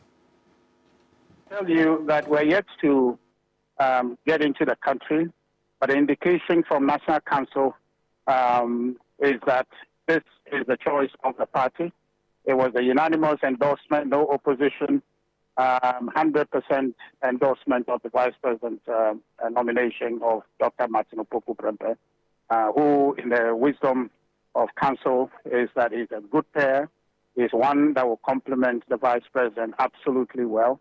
And given the performance of the Minister himself in his initial appointment as Minister of Education, now as Energy, he's delivered. His work is a hard worker.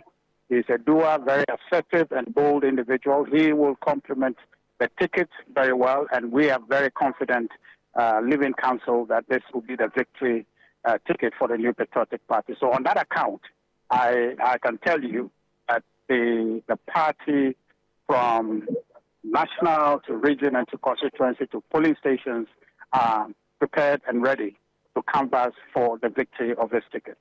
Dr. Matthew Opoku Prempeh compliments Dr. Mahmoud Bawumia very well. That's what you're saying. The other question that is on the lips of many is, what does he bring to the table? I know I've heard some executives of the party saying that both he and the Vice President are workaholics, but let's just go into the specificity of it. What does Dr. Matthew Opoku Prempeh bring to this ticket? Yes, sir. He's not a stranger to Ghanaian politics, so and if you conclude that he's a workaholic, a worker, is a doer, then you conclude that he will work as hard as needed to be able to ensure that the work that we started in 2017, and you are the best people to give account of what we have done in 2017, 2018, 2019, up until when COVID came and through all the gains of balance, he would come and support the Vice President to deliver.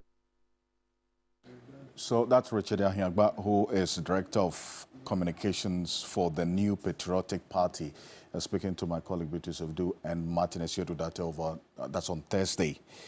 Now, it says that this choice is a good compliment for Dr. Mahmoud Bawumia. Professor Kwekwaza sends a message, and this is to you, Nano Henito. Professor Kwekwaza says, he posted, John and Jane, JJ, Mahamadou and Matthew, MM, will it be Alan and Abu Sakara? When are you choosing your, in fact, unveiling your... Very soon. Very soon. Alan Chemantin has his running mate in mind. Yes. A choice has been made. A choice has not been made in terms of there, but everybody knows what they are up to, and Alan knows what he's up to. So you wait. Alan is a very strategic person, and has always been. When Alan announces, the whole nation will hail him for bringing whoever the running mate is. We are 5 months to the election, so when would that be? Oh yeah, I mean, shortly. Before the end of the month? Shortly. Oh, it should be before the end of the month. Okay, that's your suggestion. Because if you are advising me, that would be your advice. I'll consider your advice. We'll consider your advice. Thank you. I mean, yes, you may not have encountered Dr. Matupogo Pempe personally, but then again, it goes beyond just his personality to the complementary role that he brings to the MPP ticket. I mean, you're a citizen in good standing because you pay your taxes, don't you? Mm-hmm. So yes. you would vote. What does this ticket tell you? So, putting it simply, you just say that he who the gods want to kill, they first make mad. Wow. Yes. He who the gods want to kill, they first make mad. So, you know, at a point, this thing, so I'll go straight to the point about the main concern people have is with their arrogance, right? So let's tackle it head on instead of doing too much theory. The reason I'll just go with the people of Ghana and not take a risk with Opoku Prempeh is that Akufo-Addo did it. You see, that's how when he came, we're told that this man is arrogant. And you see, this had started long ago, over 40 years. Okay, when I was very young, I remember adults saying that, no, this guy, no, Akufo-Addo, you see him, this guy, when he takes over this government, he's going to run us down. Over 40 years ago, I'm telling you, when we were children, people said this thing, that this guy, the day you hand over power to him, he will run this country down. So one day I picked up a phone and called one of my aunties. I said, hey, you said it too. I remember I was just small. And I used to hear adults say it. They were saying it, that this guy, they were referring to Akufo-Addo. If you give him power, this country is doomed. And true. So please, I'm not about to make any mistake. People know Opoku Prempeh, and they say he's arrogant. I've also followed the Doomsor timetable argument, this statement he made where he said people should go and get their own timetable. Number two, I followed the teachers one, what he told the teachers. Okay, and the diploma teachers, the way he insulted them. And yes, and then what Basinteri said, that yes, those days, the progression was that from training college, you go to diploma. That time, you see University of Education. Yes, it used to be a diploma training institution. Then before you go to uni, etc. So you can't insult diploma holders, right? Then, so I've mentioned three. The polybag case, right? And so on and so forth. So please, the arrogance, no. This one, I was listening to something he said in Parliament, just even after on the back of the Kenyan Revolution, if I call it so to speak, the Kenyan Revolution, right? And I saw that, there was a part where he meant well, but the tone was bad. So maybe this is to him. He needs a voice coach, that they have to perhaps work on him, except that won't change my mind anyway, because that would be a facade. But at least so that on the face, when he speaks, it may be a bit convincing. So it was a tone, because I saw that what the man was saying okay, the tone didn't jive with the content. He meant well, but the tone was so gruff and so condescending that you thought he wanted to be condescending, but he actually meant well. So if there's something Opoku Prempeh needs to hear from me, it is that he has to see a voice coach, then they will coach him how to tone. It's part of the packaging, except that this time we are wiser. Me, once people have lived with him and people are saying it, coupled with the statements he's made publicly, with this arrogance, I won't make the mistake. I won't make that mistake. He's not the only medical doctor. It's not even about doctors. You know, years ago, if you said medical doctor, PhD, etc., it was very appealing, like those days when Baumia started. But now we've seen that those titles don't matter much, because look at Mahama. Mahama is not trained as a lawyer. Okay, he doesn't have half of the knowledge, so to speak, formal knowledge of Akufo-Addo, if in terms of training at the bar. But his credentials as a president are way ahead of Akufo-Addo. So now I don't mind medical doctor or what, it doesn't matter at all. It's what you've shown so far. And because Napoleon, just my last statement on this, listen, it beggars believe that the way we're angry about Napoleon saying that the journalists should, and the people who are asking for their own timetable should go and get it. He didn't bring an apology. I was like, oh. No, so if he apologizes today. It's too late now. It's too late. He was supposed to do it. Make a difference for you? No, it won't, because then it's like it's part of the packaging. We will not accept that packaging like the way Akufo-Addo was repackaged. Akufo-Addo was going from house to house and eating with people, drinking calipo, and then seeking to behave like he's an ordinary. No. Once beaten, twice shy. I'm coming one statement. You see, locally in Chi, you see. I'll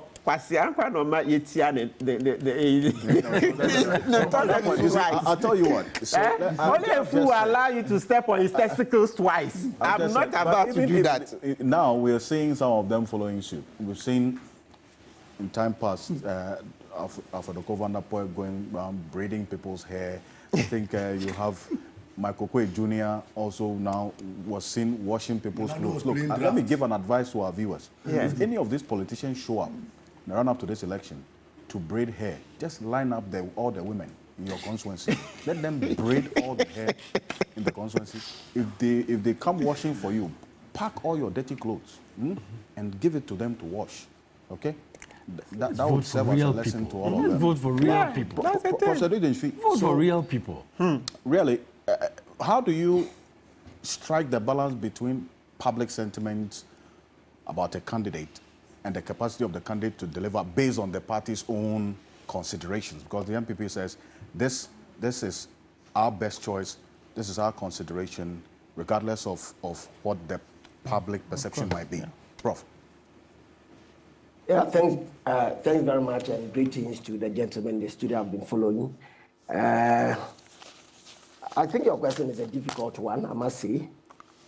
Fundamentally, I would want to maybe start off with the anecdotes you shared, and the fact that when people come to them, politicians come to the electorates to wash their clothes, they should give them as much more to wash.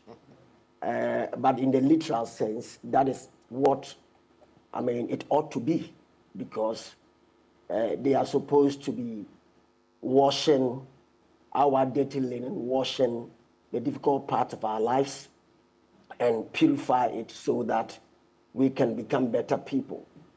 I mean, in a sense of metaphors, it is like drilling crude and, I mean, purifying it. The fire and, if you like, the crucible it has to go through.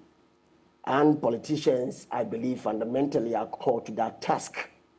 And in many respects, when you tie that into the discussions, my brothers have been having and my seniors have had in the studio so far, it is quite clear that I believe Ghanaians, and generally, I do not want to go into demographics, because when it comes to some of these, I mean, election time, sometimes people may try to misconstrue, but at least we know the percentages of the religious persuasions and ideas and all that.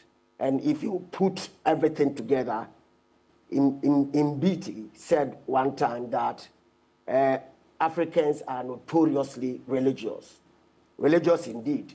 In fact, there are two questions that Ghanaians historically have asked politicians, because maybe we, as much as possible, talking about credentials and qualifications, several of them do not come to the table with that notion. We think they have not asked that question. And that question is what is being posed to Dr. Matthew Poku Prempeh, right? Mm-hmm. Two questions, paideia and kenosis. I'll take time to maybe, like Matthew said, people said, I do not intend to be theoretical, but the whole idea is that I must stick to this because it's a critical question. Two Christian philosophical questions Ghanaians have asked historically, except that maybe we've not trumpeted that enough, or we have not been interested, I mean, again, with the media front and other social fronts, to push that discussion. The fact that in the pursuit of knowledge, there is the appreciation of virtue. And when we're growing up, my father, who passed on after having lived over 100 years, my elder brother died some 2 years ago at 96. Mm-hmm. I'll tell you this. You wouldn't make a trip to Accra, go and do anything, whatever you went to do, or hired or employed, return back home with a car, and you will not be asked how much you earn as a salary and what you are keeping, whether we do the mathematics, it will fit into the equation or not. So fundamentally, society asks questions about virtue, ethics that was supposed to construct or serve our society good. And in many respects, that is what we have asked our politicians. And the same question is being posed to Napo today. Mm-hmm. That whether he comes to the table with the appreciation of virtue as much as it does with the acquisition of knowledge. I am on paideia. So fundamentally, it is not being a medical doctor per se, or having served as a minister of state per se in various portfolios, or being an MP. But the question is that what virtue do you come to the table with? Very essential question. The second question that is closely knitted to that is the question of arrogance that I believe, we've had some conversation and imbalance in the discussion, right? Okay. Is the kenotic I talked about. Self-emptying. And for those, he himself is a Christian, I believe. Clearly, Christ stripping himself of his divine privileges, right? Comes to live amongst men and all that. That's a question Ghanaians have asked over time. Okay. That if you are a politician and you will not be concerned about our plight and be empathetic enough in your conversation, set your privileges aside, background, education, position aside, and then come to our level. These are questions Ghanaians have asked historically. And like the gentleman talked about, they asked Akufo-Addo historically. And they've asked many other political actors who have had social contract with us, whether they have the capacity within a balancing act to keep this paideia and kenosis. These are questions the average Ghanaians have asked our politicians. I see. And so do you see this choice, and in a minute, of Dr. Matthew Poku, because you are in the region, you know the dynamics of the Ashanti region, having worked and lived there for so long and done the political analysis. Would this choice galvanize the base of the party as per the expectations? I'll be quick to add, at least we have seen from 2008, even when President Akufo-Addo had lost elections, up to winning, even to the present time, the Ashanti vote, the MPP, operating around the 70% percentile, if you look at it. So fundamentally, they did not need a messiah in Matthew Poku Prempeh to bring in the votes. What, however, was required, which the flag bearer has done justly so, is that the loyalty of the voters in Asante has been rewarded by providing somebody from the Asante vote or the Asante caucus, if you like, among other things. So that in that respect, by that singular act, if I'm correct, then the flag bearer has almost invariably whipped the core base of the MPP within the card-bearing members' realm into alignment.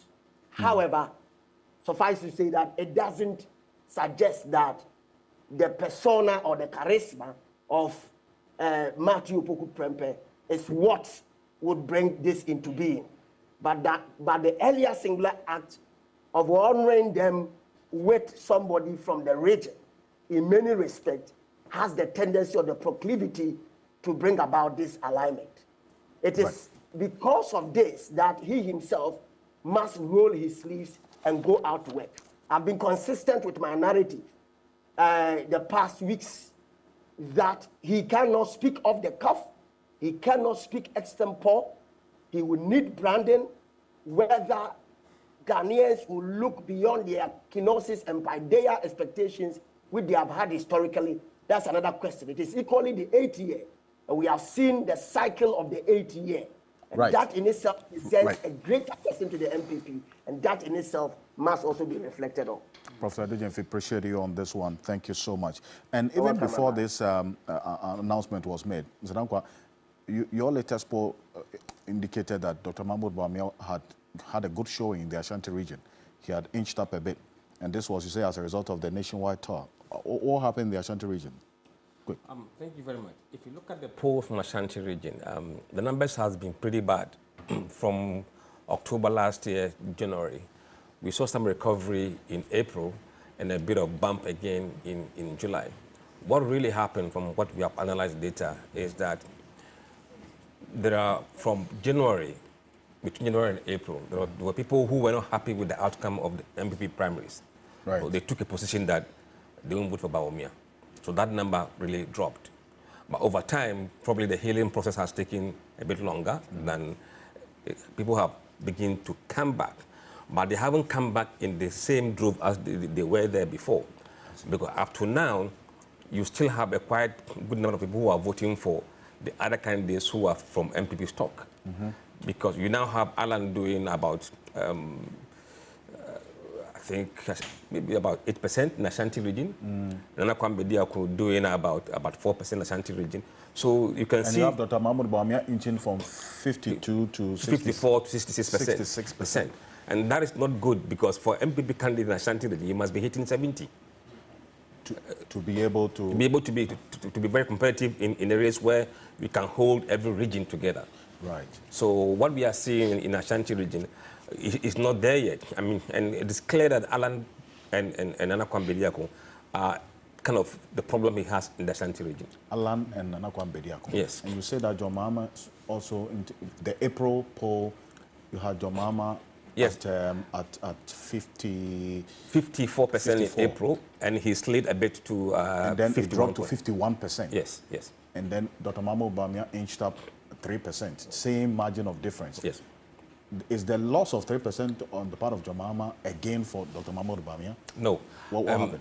What happened is that because of some of the alignment of MPP voters moving from Alan to Bawumia, you saw nearly about 2% increase that Bawumia got came from Alan.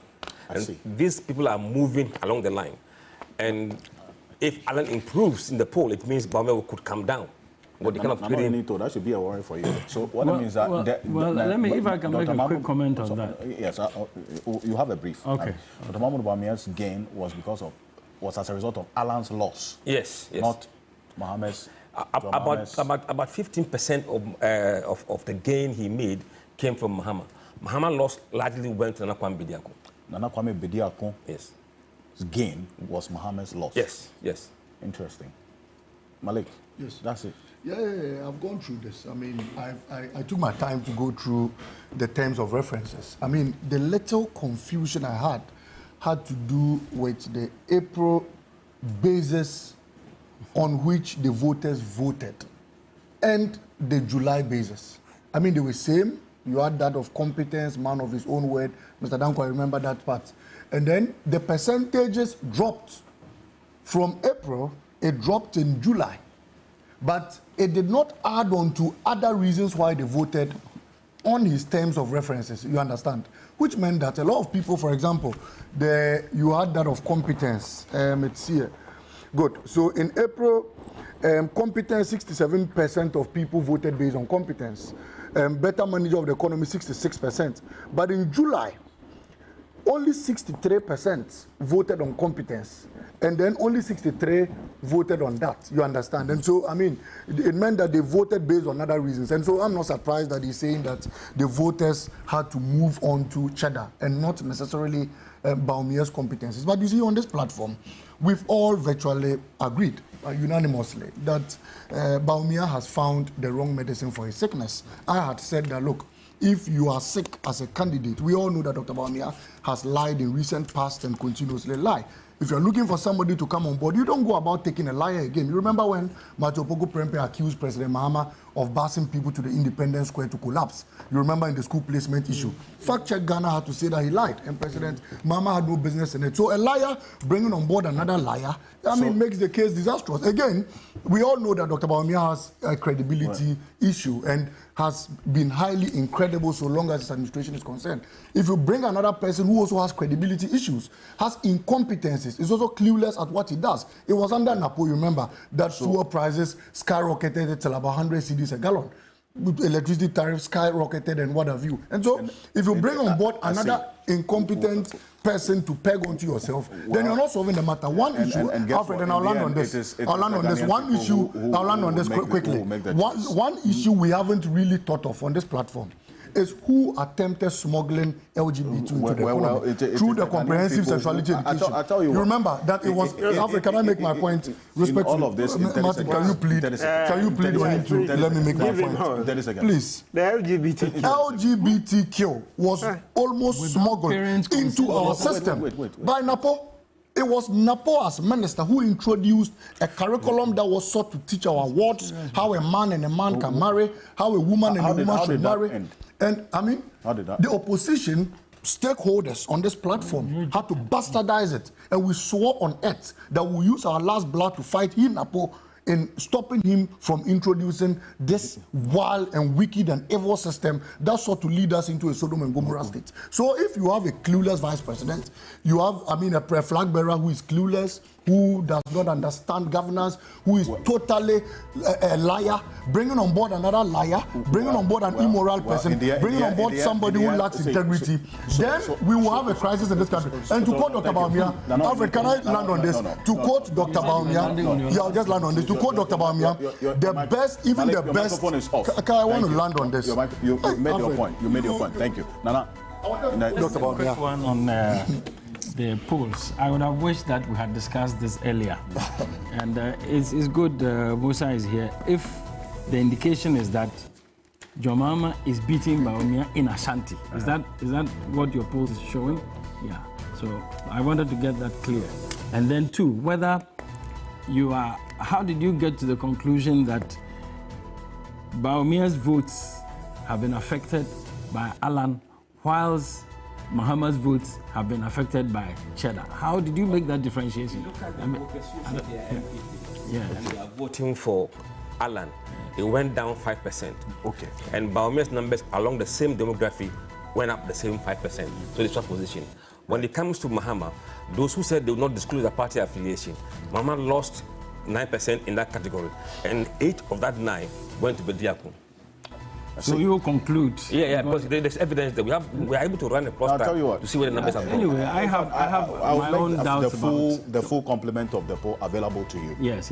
For further study, so that would also help all of us. But Nana Henito, thank you so much. He's a former general secretary. In fact, he's a senior advisor to the leader of the Movement for Change, and Malik Basitale is a deputy National Communications Officer of the NDC. Martin Pebo is private legal practitioner. We had HS Nelson Watson Dafiamapo as well with us. Professor Edwidge Mfi, thank you so much for joining us. And then also to you, Musa Dankwa, Executive Director of Global Info Analytics. My name is Alfred Ocansey. I was clothed this morning by Willie's Clothing Empire. You can find them on Facebook and Instagram, Willie's Clothing Empire. Have a great weekend.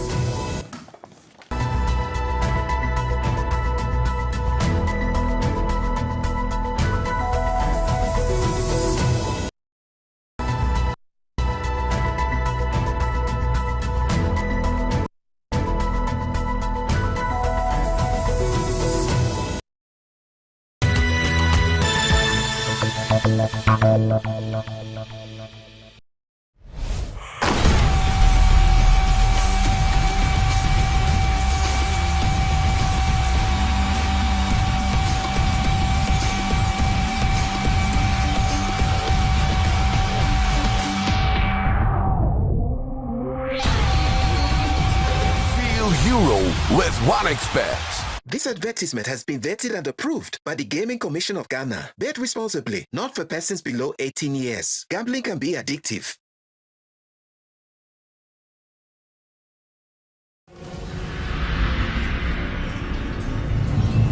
Good evening, Ghana, and welcome to one of the most coveted and anticipated shows of all time. In fact, we wait all year to be able to celebrate these guys. Welcome to the Telecel Ghana Music Awards.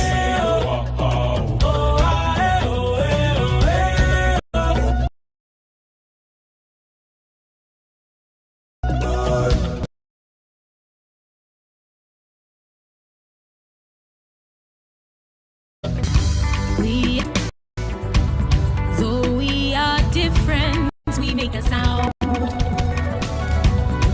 We play together in harmony. Up next is the Artist of the Year. Telecel Ghana Music Awards. Showing this Saturday at 8 p.m. on TV3. I'll make sure you enjoy